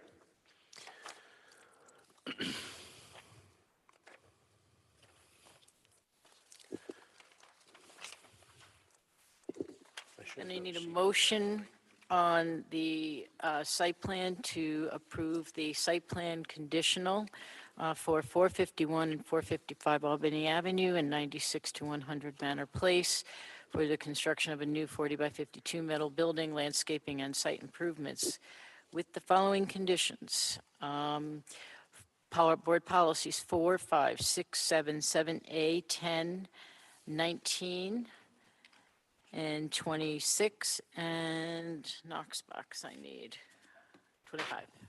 Stormwater's included in that? I'm getting there. This would be that the final stormwater plan be submitted for review and approval by the city engineer, that staff will review a final lighting plan. Staff will confirm with the applicant Central Hudson will relocate the guide wire in the rear on Manor Place. Staff will work with the applicant on a final landscaping plan that will also include stockade fencing and low landscaping along the rear residential property abutting, as well as some trees or street trees or additional landscaping along Albany Avenue. Staff will review site signage, final site signage with the applicant. The notes will again be carried over for no access to Roosevelt on the site plan. Cross easement agreements will also be identified on the site plan and approved by Corporation Council. A sidewalk and curbing along Albany Avenue will be continued and reinstituted along with DPW and city engineer review and sign off. and the Ulster County Planning Board comments will be addressed as discussed and decided. Okay, thank you. With what Sue has just mentioned, I'm going to put that into a form of a motion that we approve item number 16. Do I have a second? Second by Andrew Harris. All in favor? Aye. Opposed? Carried. Thank you, folks. All right.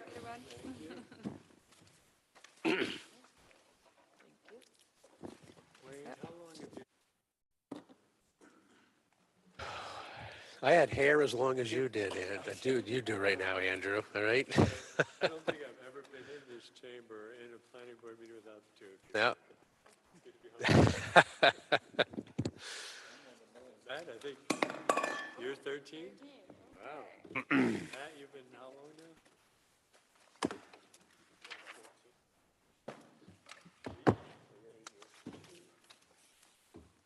Well, Our first meeting. thank you very much. 5 more years to go. All right. Thanks again. Thank you, everyone.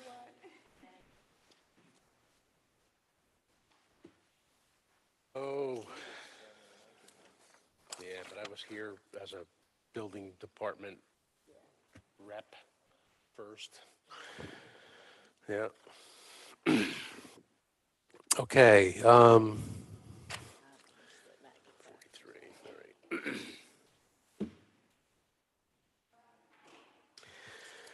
All right. All right. Item number.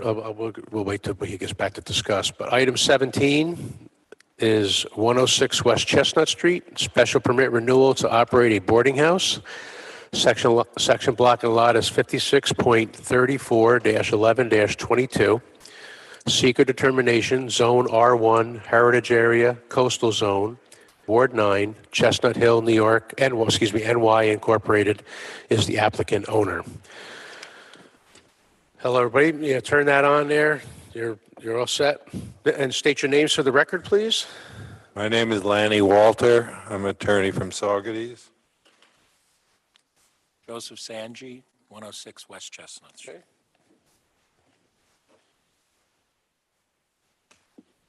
We're just waiting for one of our other board members to return. He's coming in, all right? Yeah.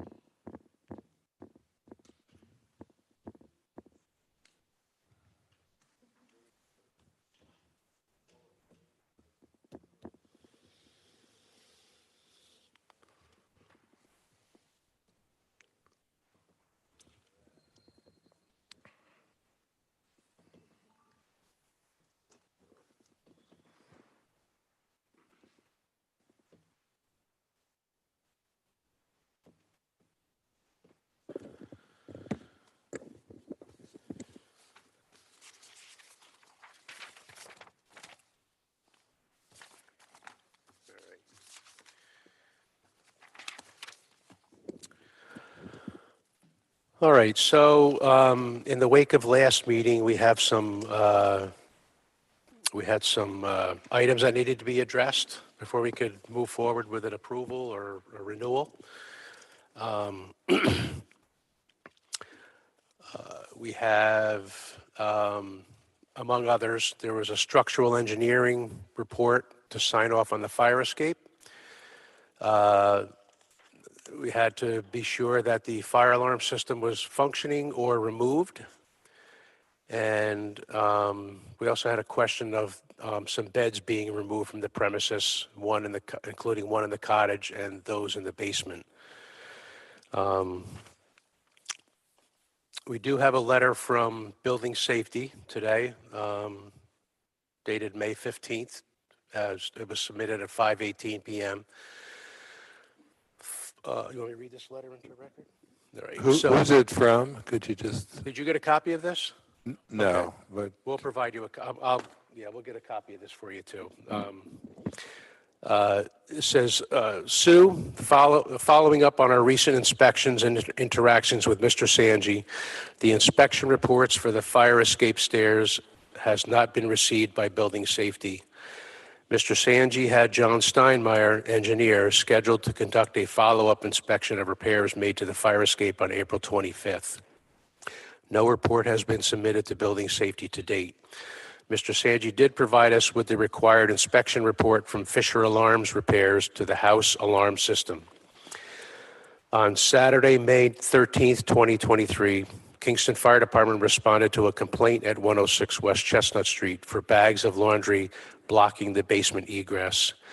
They also found an electric stove in a basement closet being used to treat items for bed bugs. Building Safety was asked to follow up today. During our inspection today, the bags of laundry were removed and the basement egress was clear. The stove was still in the basement, but the wiring circuit has been cut, making it useless. We have asked them to remove the stove completely. The last remaining item required by Building Safety is the fire escape stair inspection report. Mr. Sanji's operating permit expired August 20th, 2019, and due to legal matters, COVID, and outstanding violations, his property's operating permit status remains out of date. And this is signed by Stephen Knox, Director of Building Safety and Zoning Enforcement. Which, just the last part. I didn't quite Mr. get that either. Sanji's operating permit expired August 20th of 2019, and due to legal matters, COVID, and outstanding violations, his property's operating permit status remains out of date. In 2019? That's what it says here. All right, so, and that's signed by Stephen Knox, Director, Building Safety and Zoning Enforcement.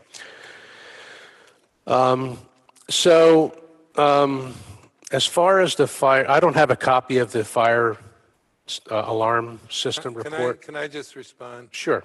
Mr. Sanji has asked Mr. Steinmeier for his follow-up report, and the follow-up report came after the building department went and said everything looked fine, but you wanted a report. Now, I called Mr. Steinmeier Friday and today, spoke to Jacob and Kelly, explained our tale that we need a report. I told them why we needed a report. They have not provided a report. I even gave them my email address. I invite you to call. I have the phone number right in front of me. We're not going to do that. But we've been asking for this particular documentation for several months now, I think. We need to have that report in hand. And what can Mr. Sanji Well, do if I this believe that- engineer doesn't respond to us? I believe at the last meeting, you said, Mr. Sanji, you said that he had an appointment to come on that April 25th date and do the inspection. Did he do that? Yes, he did. Okay. Well, if you can get it from him, I'm asking him for it. He said that this is highly unusual, that he does 20 to 30 multiple dwelling fire escape inspections and has never been asked to come back and do a final or a re-inspection. This is the first time he's ever been asked to do that. And I said, do you know it? Can you give me any reason why? And he said, yes, it's something to do with because you have a special permit. And I said, I don't think any of these other people that have special permits are getting inspections and re-inspections. But let me be clear. This is the first time he's ever been asked to come back and do a re-inspection. The man is a structural engineer. He comes out, I pay him as the owner of my property to inspect my fire escape. He inspects it, he tells me what's wrong, and then the building inspector comes and sees if the work was done. Steve Knox acknowledged in his April 12th letter that the repairs were made. He says in the letter the repairs were made. He does, and he also asked for the report And then, from... then he says, but however, we want the final report. Correct. Because he's not an engineer. Steve is not an engineer. So he needs something, this documentation that that it was up to snuff, okay? So, We need help. This business can't go out of business because an engineer is being whatever he's being. We need a little help. well, here's, Anyone that inspects fire escapes? I mean, can we get somebody Well, else? he's paid them. He's paid them for the first inspection. He owes them for the second one, for which he hasn't even been billed, but he owes them for going back. I don't get billed until I get the report. And we want the report. I pled with these two engineers I spoke to. And in addition to him calling, I've been calling him and asking him for the report. So we really, I'm not doubting your testimony, but I'm just saying, we need that documentation. and what if he won't generate it? Well, let's, Then hire a different engineer. I mean, It's not unlimited money. The work's been done. The engineer said, you need to do this and this and that. It was nothing major. Yeah, there's not, the fire escape report doesn't say that there's anything major. This was routine maintenance. Which was done. Which was done. It was routine maintenance. There's no danger of any problem with the fire escape. I'm sure if there was, that well, would have then been an issue. that's what Mr. Steinmeier's documentation should illustrate. Well, his report does say that. Well, we need that report. Well, his initial report. Okay. This unusual follow-up report, we don't have. You have the report that he did the work. Why are The we report, only wait, special- whoa. The report said wait, that one at a time. repairs Right. needed to be made. That was his original report, that repairs needed to be made in order for it to be considered structurally sound. Those repairs, you said, were done. The building department said the repairs were done, but the building department wants from the structural engineer that those repairs were done structurally sufficient. That is something that the building safety does not have the professional expertise to certify. That's why they need Mr. Steinmeier to do it. Mr. Steinmeier came out and did a re-inspection. And if he felt that it wasn't structurally sound, especially a fire escape, he would have immediately issued a report saying that. He wouldn't put his license on the line and do a re-inspection and leave a fire escape unsafe for people to get out of a building in the event of a fire. So the fact that he's dragging his feet and not giving the report speaks to that. But I'm going to dispute the fact that you say that your case is unique in what we're asking of a structural engineer, and that's not the case at all. I don't know offhand any particular applicants that have come through. I can't list them, but in cases where we need, you have a fire escape that we need to know is sound. Well, Okay. I asked Steve Knox for that. Okay. And he said he didn't have any. I asked him, I want to know who else has to get a re-inspection after paying for an inspection. And he didn't have that information. We're just asking for the documentation, No, Mr. I Sandy. understand, but I'm asking for the documentation. Okay, so too. that's, so, I'm asking the engineer for the we're documentation. not no, getting so we'll anywhere, just, so we'll, we don't have it, so we'll, what's the yeah, next we'll go to the next, Because obviously we don't have it. He's saying that he has.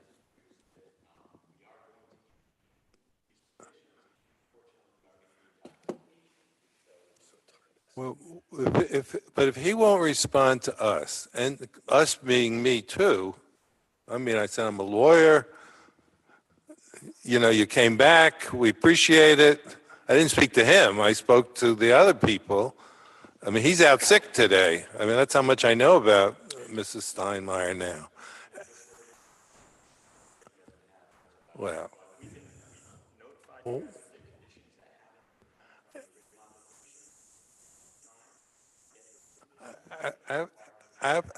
Everything's done. Okay.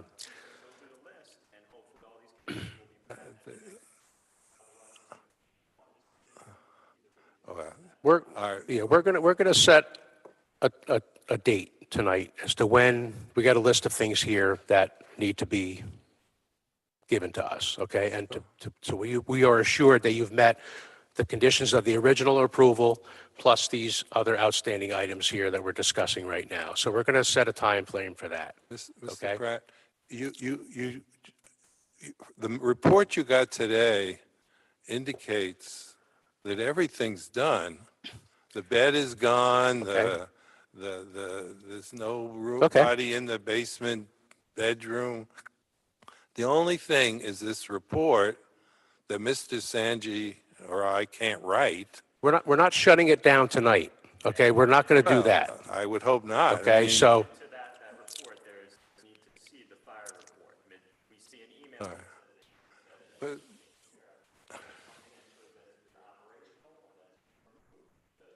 Having that fire system in there.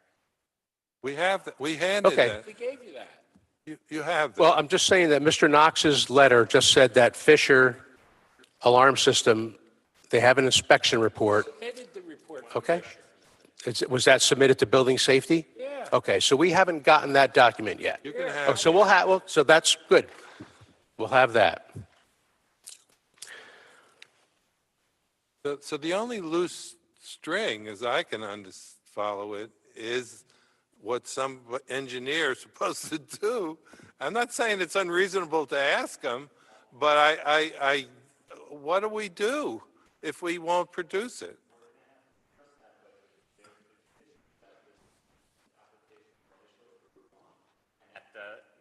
When they go through it, they've given you the time to remedy now that they've identified previously that these conditions weren't met, and they're going to go through these conditions, so you should review them and make sure that each one of those conditions has been met.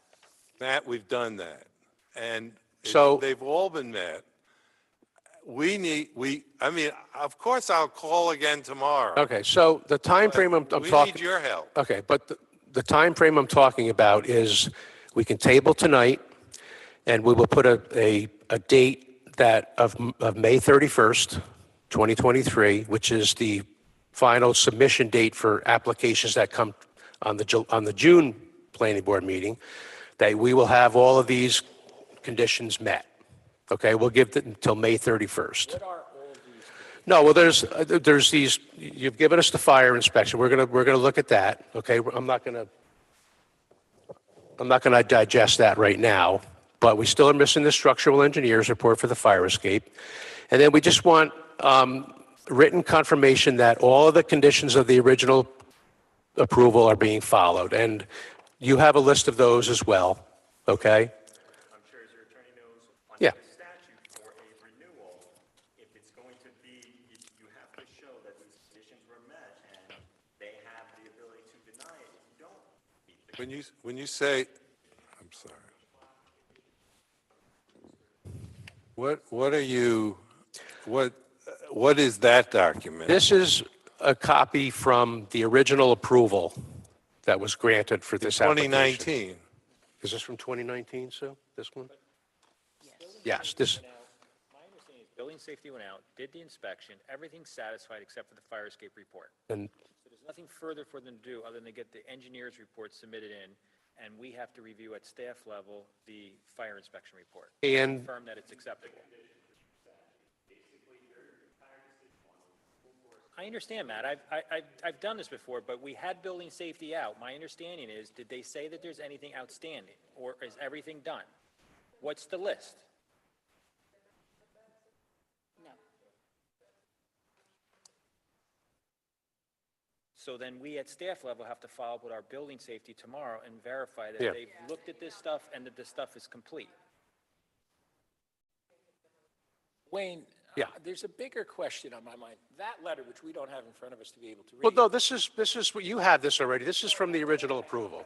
But the letter that you received today from the building department says something about I've been out of my permit expired in 2019, it says. You just read that. I did. And has not been renewed since then. Operating permit. The operating permit. How is that possible when I come here every year?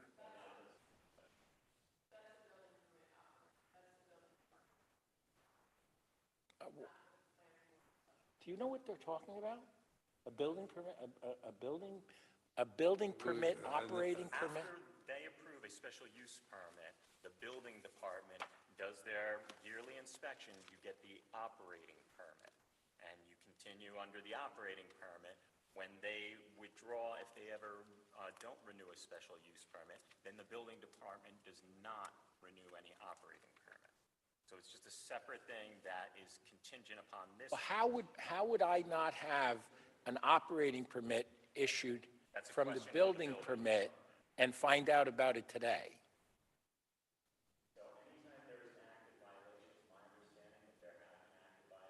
No, there's never been active violations. The building department did send notices of active violations to you previously. For what? Well, no, there was a statement, and everything was tended to, and that no one's complaining about any of those things, really, except for this inspection report. But he did mention that it was it had expired, and he did list there were legal matters, COVID, and outstanding violations. That seems relevant. Basically, for the purposes of having a special use permit, you have to meet the same conditions that were. That's the legal standard, okay? So if you meet the same conditions under the statute, it's pretty clearly written. If you're not meeting the same conditions. Okay, so Wayne, can we see what those conditions are?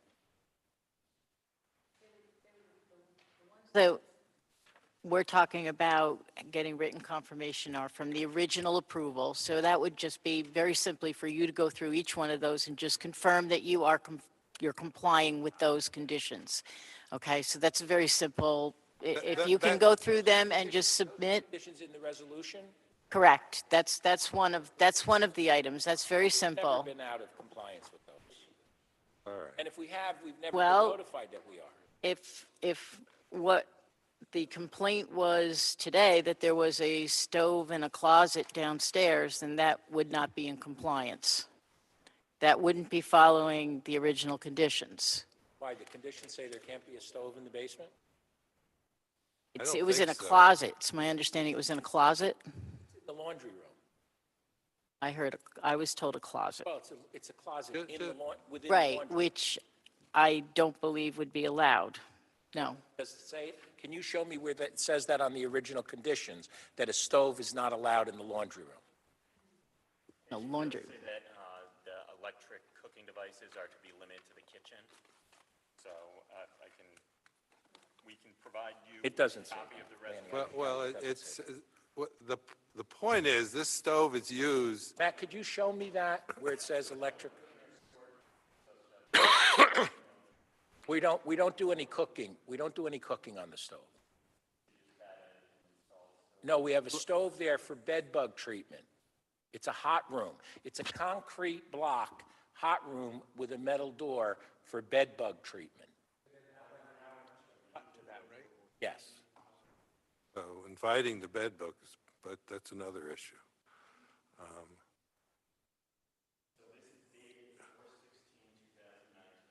Yeah, we have that. Yeah. I don't like what they're saying. So none of the written material from the board asked Mr. Sanji to look at that list, I don't think, that I saw, and say, we're still in compliance. But that's what you're asking him.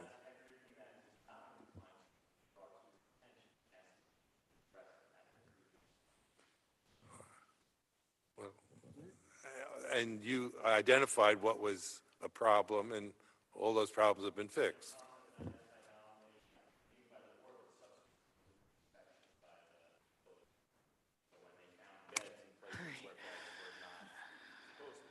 Where they found this heating device that's not being used for cooking, but is not in the kitchen, is in a closet or basement.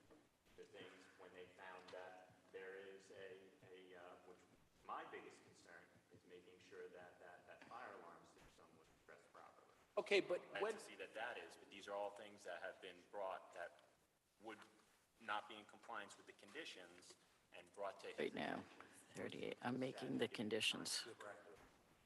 Right, but when was I given time to correct them?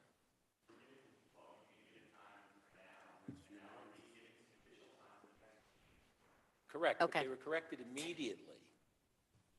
They were all corrected immediately. Okay, I think, Submit everything, they have everything that shows that you meet all these conditions, then you have nothing to worry about. But between now and then, you make sure that's stuff together. I'd be more than happy to talk with your attorney. I can give him a call, he can give me a call, and we can make.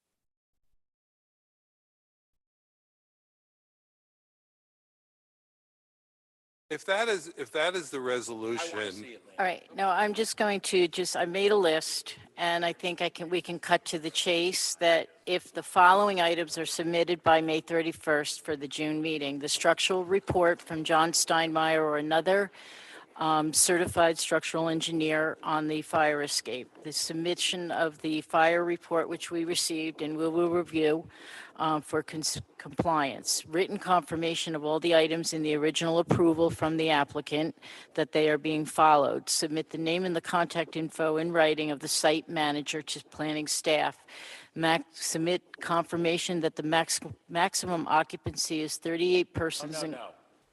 Read the resolution. Maximum occupancy is determined by the square footage.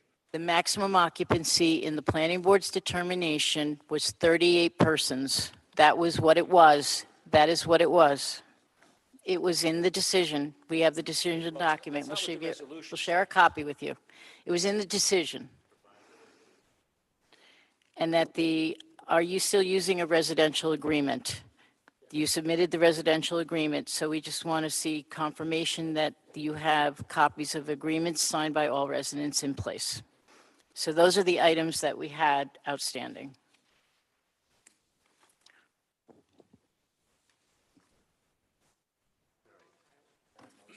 is that in writing or no? Can Well, you give it? that's what I just made a list of, unless there's anything else, or if anybody wants to take anything off, that they would be submitted by May 31st, as discussed. Matt says to give me a copy of the resolution. Yeah. I'm going to give him a copy of the letter. So here's, I would do the decision document too, because the decision document had the third, we don't have that.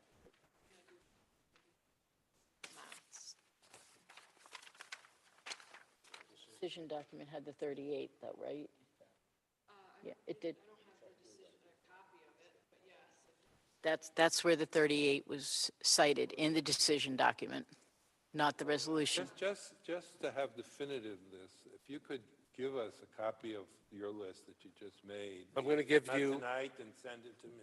It will be, well, it'll be on the decision, Yeah. yeah.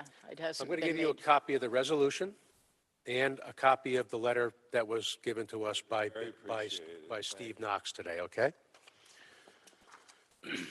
So if all of these things have been taken care of already, really the only outstanding issue would be the fire escape. And what, No, if the, yeah, I could mean, you tell me why the planning board can't reach out to Mr. Not our. that's up to the applicant to take care of that. Well, And I understand what you're saying, but we're not in the business of reaching out to applicants. I don't blame you, Okay. but I, I don't know what to do. I'll do what I can do, but Board on all your correspondences so that they're aware of the efforts that you are taking to get this correspondence back. I certainly could put it in writing, but All right. In order to move this along, I'm going to make the motion based on those conditions that Sue just read. Do we have a second? Second by Vince Archer. Call for a vote. okay, we have a motion and a second on the table. All in favor? Aye. Opposed? Carried. So you did set the May 31st, 2023 as the submission date for that. Okay. And do we submit to the planning board or to the building department? Planning. Both?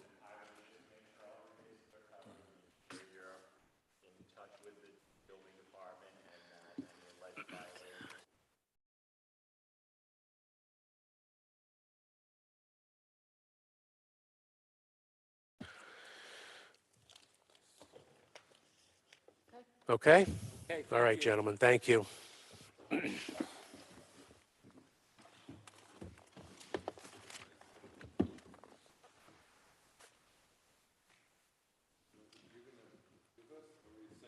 Oh, It'll be sent to you. yeah, it'll be sent.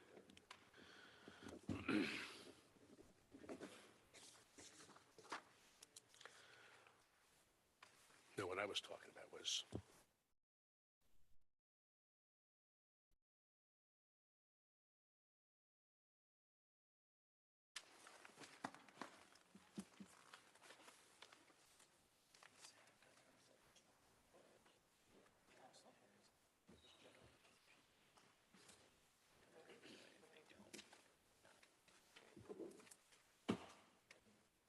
ready. All right, under new business, item number 18 is 126-128 Hudson Street, site plan to construct a single-family home in the RT zone. Section block and lot is 56.50-3-13. Seeker determination, zone RT. Historic landmarks preservation is advisory on this. Heritage area, Ward 8, Andrew Monk is the applicant owner. Turn on your microphones there, gentlemen, and state your names for the record, please. My name is Jim Fish of Lodge Architecture. And I'm Andrew Monk, the applicant. Welcome. All right. So tell us what you want to do here. Okay. Andy owns a two-parcel lot, well, two parcels on Hudson Street.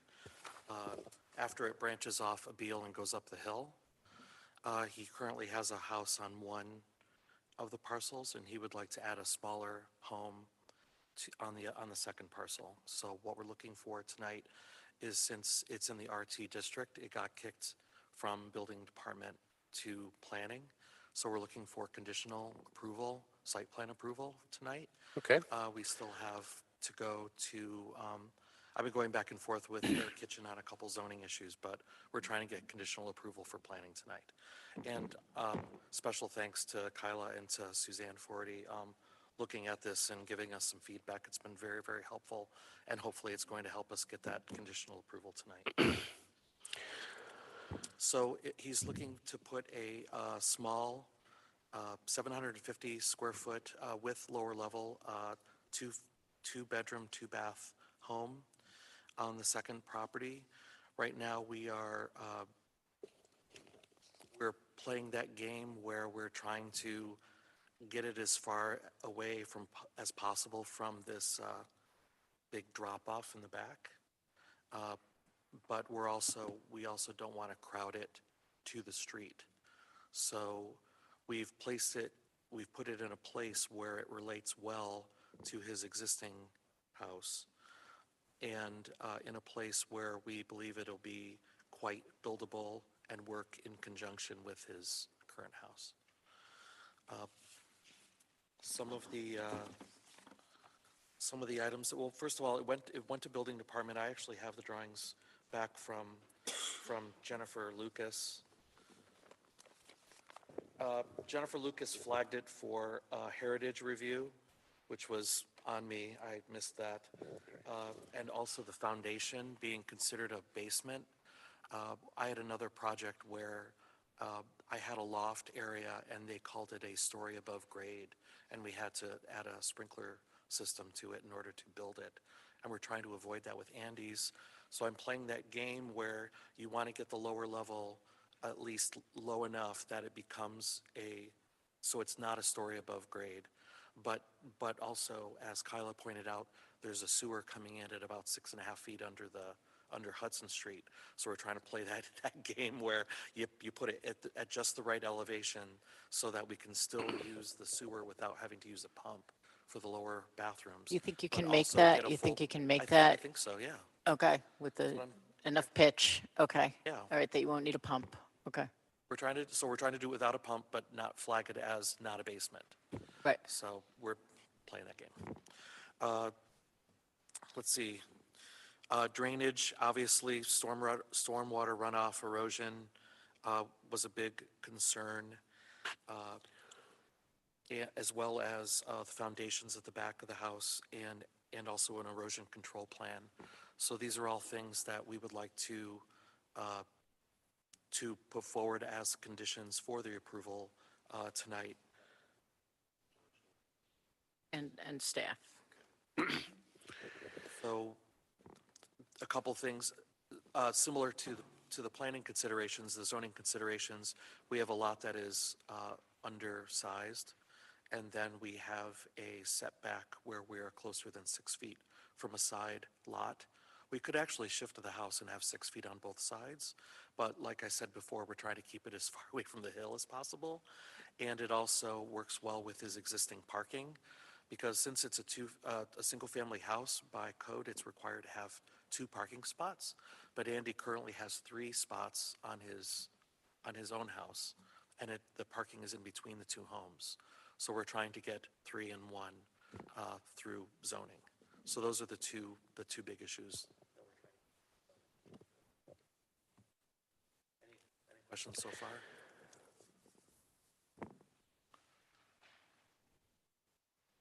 So when, with your discussions with Eric Kitchen, the zoning enforcement officer, has he given you a timeline when he thinks he is going to be, he hasn't made a determination yet, right? He hasn't. I talked to him, the last time I talked to him was Friday, and he said that he would try to get back to me with more information today. Okay. I didn't hear from him today. Okay. Is that something that could be made a condition, or is it? Yeah, I mean, I think, obviously, whatever variances, if any, that Eric determines can be a condition of your approval. Because you don't know yet if you're going to shift things a little one way or the other. So until you come up with your final utilities plan, that could potentially change. I think the erosion control plan is absolutely necessary, and it needs to be submitted, and I think that can also be reviewed at staff level. That would include silt fencing, any hay bales, any other, erosion control measures, tracking, that kind of thing. Hudson Street is very narrow, steep street, very hilly. This is a building that's going pretty much right off the street. There isn't much setback there. So construction is going to be tricky. You may have to get DPW's permission for some road closures at certain times while you're working. So that would be something you want to think about in terms of timing. I know that they are working with the Landmarks and Heritage Commission. They've initially reviewed it. They made some comments on the street face of the building. They wanted to see some modifications presented to them so that the visual frontage of the building has more of a street presence than just a back wall, a blank wall. So they talked about some options, and you're going to go back to them in June, on June 1st, actually, with some alternatives there. So that, I think, can be conditional with their approval as well. Outside of that, there was a question about the drainage. Can you talk about how storm drainage is going to occur, Jim? Sure. So right now, the lot is in 3 different elevations. You've got the street elevation, you've got a retaining wall that goes all the way over to Andy's current home. So then you've got a level area, and then you've got a hedge line, and then the drop off at the hill, backing up to property that is on Abeal Street. So it's a very simple gable structure, and we have downspouts on either side. What we're trying to do is break up where we're trying to use multiple downspouts, but send them to different places on the property so that we're not overloading any one property, and then we're not sending any water to anybody else's property. I've talked to Andy, and he's willing to do some more hardy plantings on the not only in the flat spot, but in front of his hedge line. Currently has a hedge line that runs all the way across, right? Right at the top of the hill. So what we're trying to do is get more root systems in there, but place the water in different places. Andy's also talked about doing some rainwater reclamation for irrigation, maybe some barrels in the back, which could work very well. And we do have gravel up on top where the carport is, so that could be a bit of a stormwater retention place too. It could be a place that would soak up some water. Obviously, we're not going to put anything, blacktop or anything like that under there. We want the ground to be as permeable as possible. So you did say parking will be handled by where your house is right now on that lot? That would be part of the zoning's decision, if that's what they end up with. Yeah. Okay. In theory, we could move his, is the site plan up? In theory, we could move his home all the way up to the lot line and go for a zero variance and get another parking on the other side where he currently has his carport. But he does have that existing at the street level that holds 3 cars. And the idea was to put the house up against that retaining wall, leave it as intact as possible. And right now it does serve 3 cars, so it made some sense to do some sharing. Where is that part? Is that this screenshot right here? Yes. All right. So it's the parking, the setback, and the lot size.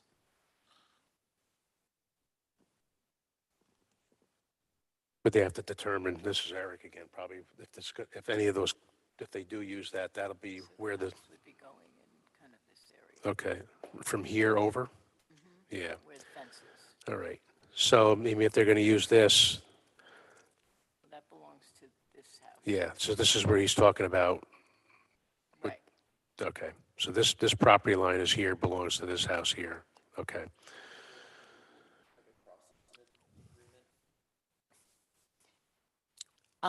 Not if the zoning board issues the variance, and that's a condition of the variance.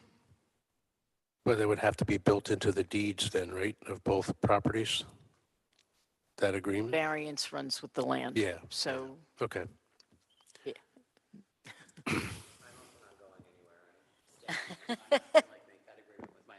Okay. Too bad it's not legally binding. It is for now. Never say never. And I'm not sure where the right-of-way is here either. They might be in the right-of-way too, wherever they're parking, whatever. Okay. Okay. Any other questions from the board? Okay.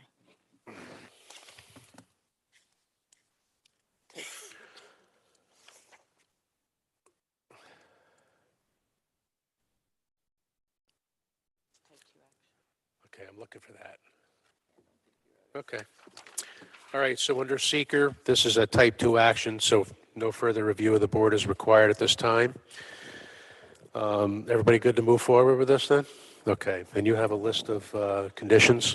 Okay, so at this time, I'll make a motion that we approve item number 18, and Sue's going to list the conditions.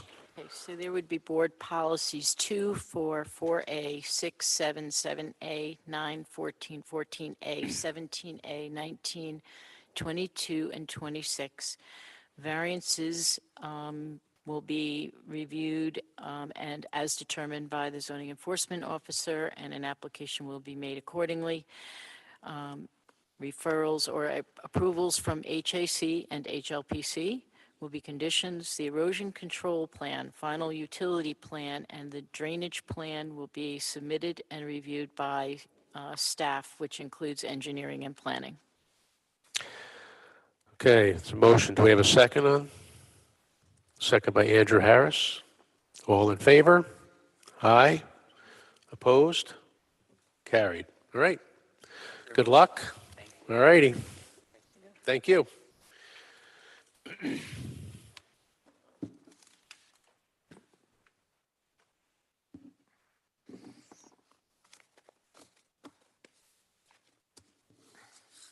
is from Pepper.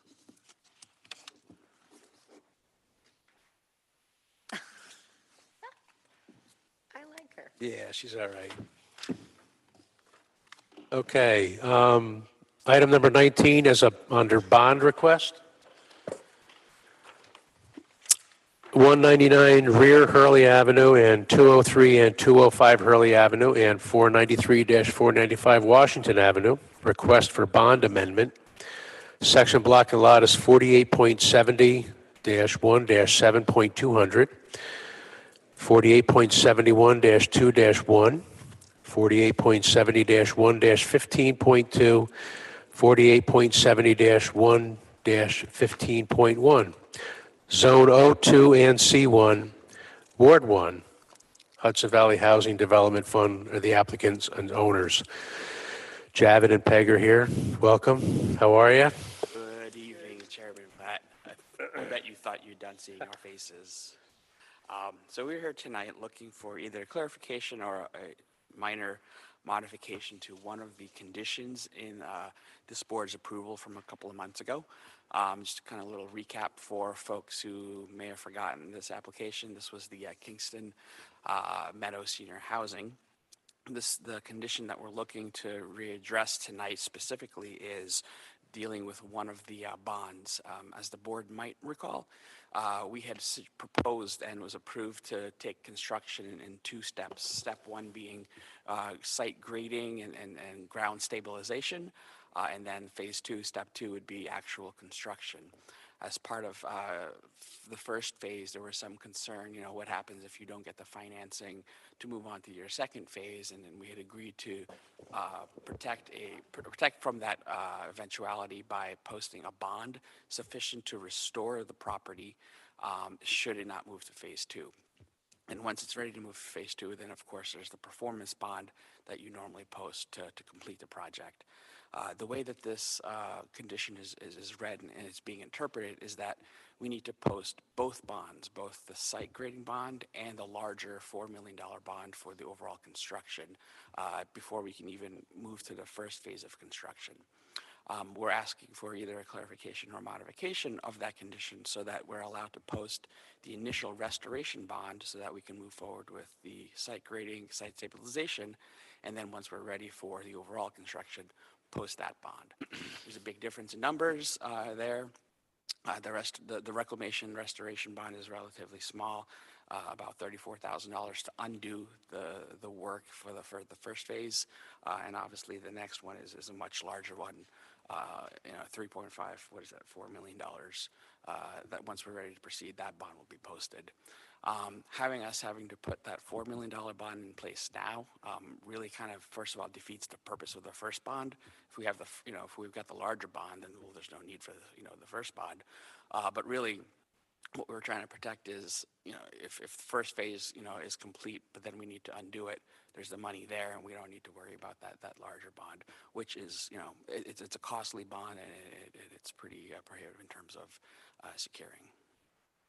So we're not looking for a modification in numbers or anything, just to go with the initial, what we thought was the initial intent, which is have the first smaller one in place, and then once we're ready to move to the second phase, put up the bond for the second phase.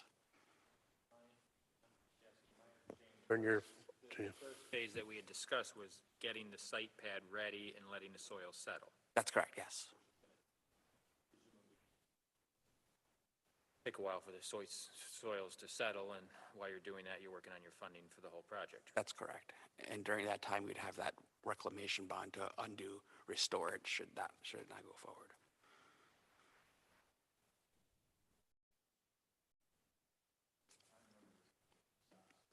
Yeah, and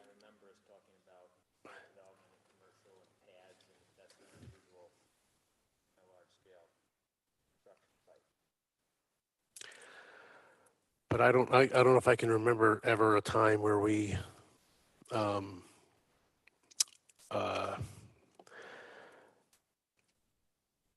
had it, what am I trying to say here? The bond couldn't be secured until the building permit was obtained.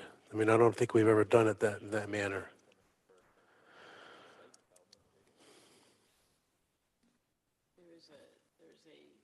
There is a permit, it might not be a building permit, but I believe there is an excavation permit.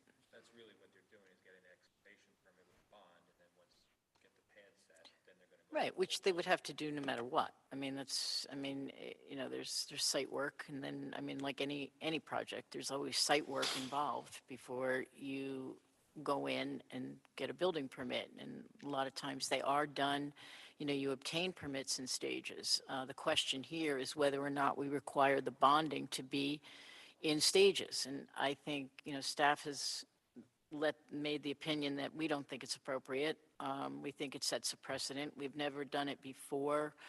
I think, in terms of us looking at the project, we have to look at the project as, there's a commitment to do the project and bring it forward. And that, the comprehensive plan speaks to conservation of open space. And, if we allow projects to start being segregated and separated out like this, I just think it's not following the intent of the comprehensive plan. But large-scale projects, which are not uncommon, especially when you look at. We've never done that. We've always made the full bond. Golden Hill, a good example. The statute on its face, it requires the bond to cover the full cost of any required improvements in an amount set by the planning board upon the advice of the city engineer. That's what our statute requires.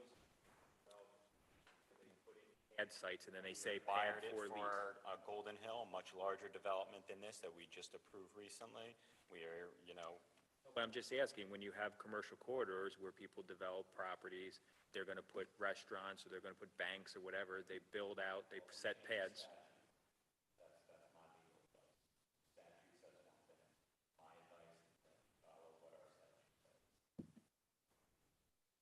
Wouldn't it make sense that what's being But approved here is typically- the first phase, right? Right. Well, typically what would happen is the bond would be provided, and then as portions of the work are completed, as you have done in the past, you would reduce that bond amount by a proportionate share. And so then the proceeds are reduced, and the bond, that money can go back into the project or used for whatever other purposes. And that is what we have done.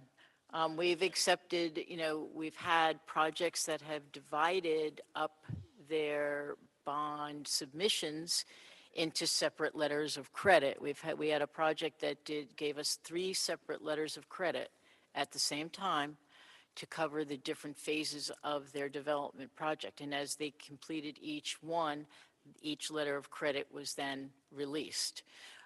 They chose to do it that way, but they gave us all of it up front. I'm just saying that's what we have done. That certainly wasn't our proposal or our understanding. In fact, it would make no sense to have 2 bonds, right? One for the interim reclamation and then one half for the larger one. So, I think what we talked about was this two-stage situation. If I think what we were talking about is, well, we have to put up the whole thing, then it doesn't make sense why in the resolution we even have this interim site grading performance bond. Rather, we call it reclamation because that's exactly what it was for. It's to undo the site grading and the pads should the funding not go through. And again, we're not talking we're not talking about a commercial development. This is a not-for-profit. This is based on it receiving, funding and granting. But it also requires us to take, affirmative steps forward. And that first affirmative step is to put that foundation and that site grading in, but to also protect the city in terms of undoing it if it doesn't work out. Have you thought about going to another company you said these 2 companies that you have made contact with will not issue, they cannot issue the bond until the building permit is secured. That's correct. So typically when you're getting these performance bonds, right, the insurance company wants to see, is there paper that you're allowed to act on? Is there a permit? And so here, we're not looking for that building permit to put up the structure. The only permit we're looking for is for the excavation limited to that site grading, in which case the only thing we can assure is that work through the performance bond. That's consistent with every performance bond. We've never issued a building permit prior to getting the bond. We're not looking for a building permit. We're No, looking for that excavation but permit, right? for the company to say that, that's never been an issue before. That's why I'm trying to find, why that's happening now with you, because no other developer has come back to us and said, I can't get my bond, my performance bond, until I have a building permit in hand. Well, then, they're not saying we're not going to give you a performance bond until you have a building permit. But what we're saying is, we're actually not going for the full building permit right now. So that's why they won't give us the bond on that, because all we're looking for is the excavation, right? They're not going to say, we'll secure you up to $4 million for a building permit that you don't intend to get right now, because all you're looking to get is site grading excavation work.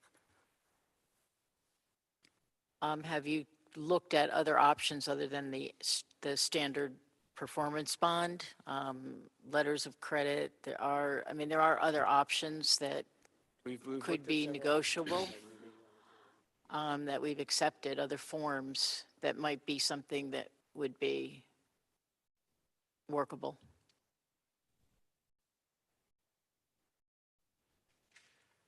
I know what you're saying, but I'm leaning on what our corporation counsel is advising, But we just had, meeting after meeting after meeting, and we knew when we gave this resolution approval that they weren't going for their building permit right away. I know, but still, that doesn't mean that they couldn't secure a bond, the bond for, I know what you're saying. 2 or 3 years down, these bonds were tremendous, and what we were concerned about was doing the pad and then having to reverse it, and that's why we did the first bond, just for that. Which And other projects that, have done the same thing. I mean, look at the Irish Cultural Center. That bond is still there in place. And they are, something, they did their site work and that's still there. We have the Lucas Avenue project. That bond, they could not do one stitch of work on that property until their full bond was in place. They still haven't gotten their building permit. It's cost of doing business. We have to protect the city. That's what our responsibility is. I understand what you're saying. But the city is protected, and really, again, if we're doing this in 2 stages, the bond that's sufficient to approve the work, well, the work is stage 1, which is interim grading. So that's what that bond is for, and it meets, the letter of the code. If definitely not the spirit, it certainly meets the spirit, but it also meets the letter there. And then when you move to phase 2, obviously we move on to the next bond.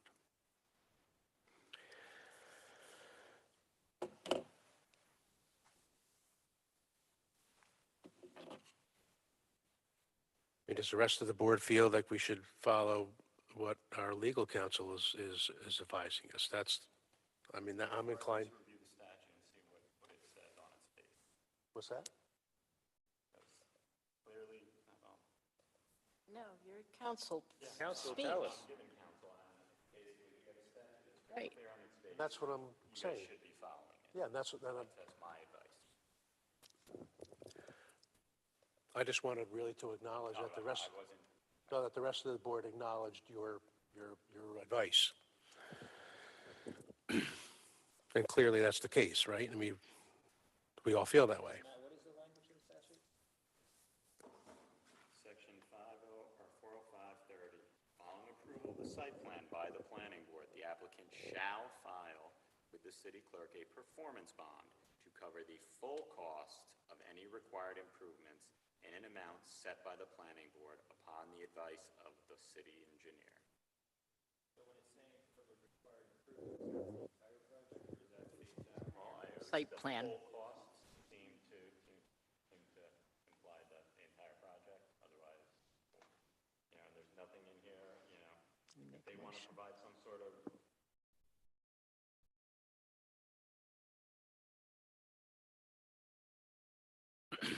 what my office, this is being gone over not only by myself, but other attorneys within my office. And basically that is our office's stance, that this is the plain-faced letter of the law here, and that full cost bond is required.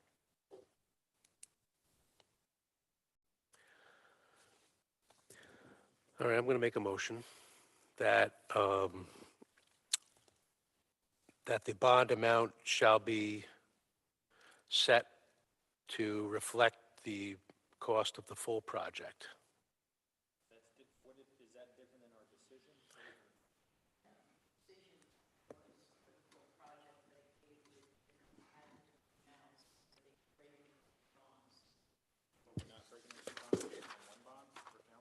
They can break it into two if they want. I mean, that's what they wanted to break it into two because the excavation company that they have to do the first interim grading plan, that was a separate, that company is providing that bond. And we've been That's- working with them on the. Yeah, no, it wasn't because we've got two companies, Sue. It's because we're doing this. Bonding company won't give us the $4 million bond unless we're ready to proceed on that phase, and we're just not. So that's the issue. And we talked about this, and that's why we broke it up. I mean, that's why the resolution has the reclamation bond, performance bond, and then it has the full bond. It seems like the department now is changing positions from last time. And that's fine. You can change that position, but let's just put it on the table. You are taking a different position.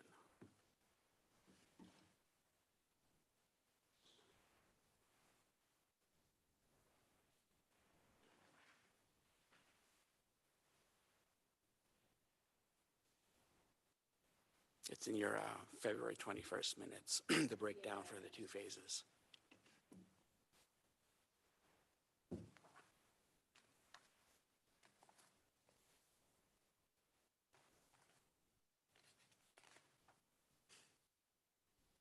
The decision of the board was that the board voted unanimously to approve the bond amount as reviewed by the city engineer totaling $4,025,167. The bond will need to be submitted prior to issuance of a building permit in a form that is approved by the Planning Office and Corporation Council. That $4 million consisted of three amounts. One was the cost estimate for the interim grading, one was the restorative work, and one was the balance of the site plan construction work. So what they have done to date is provide a form of bond, which we've reviewed in form. I had a couple suggestions on it, but that was to cover the first two entities, the interim grading and the restorative work. So the balance is a 3 million. I don't have the exact number there, but it would be 3 million something. Anyway, it's in the math, it's in the decision. So what you don't alter your original decision, would be to continue your original decision. All right, so my motion is to adhere to the original decision that this board made regarding the performance bond, the amount of $4,025,167. Have a second on that?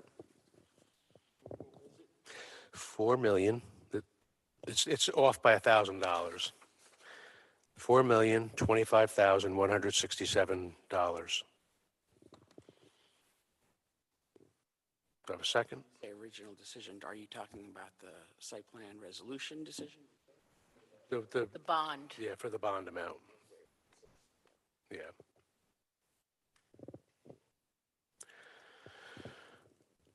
Any second? Second by Vince Archer. Do I need a roll call on this? Yep. Okay. Wayne Platt is a yes. Robert Jacobson? Yes. Matt Gillis? Yes. Andrew Harris? Yes. Vince Archer? Yes. Okay.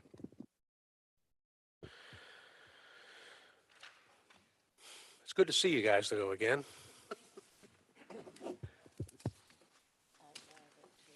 Okay. All right, any more business before this board? Okay, this time I'll make a motion to adjourn. Do I have a second on that? Robert Jacobson with a second. All in favor? Aye.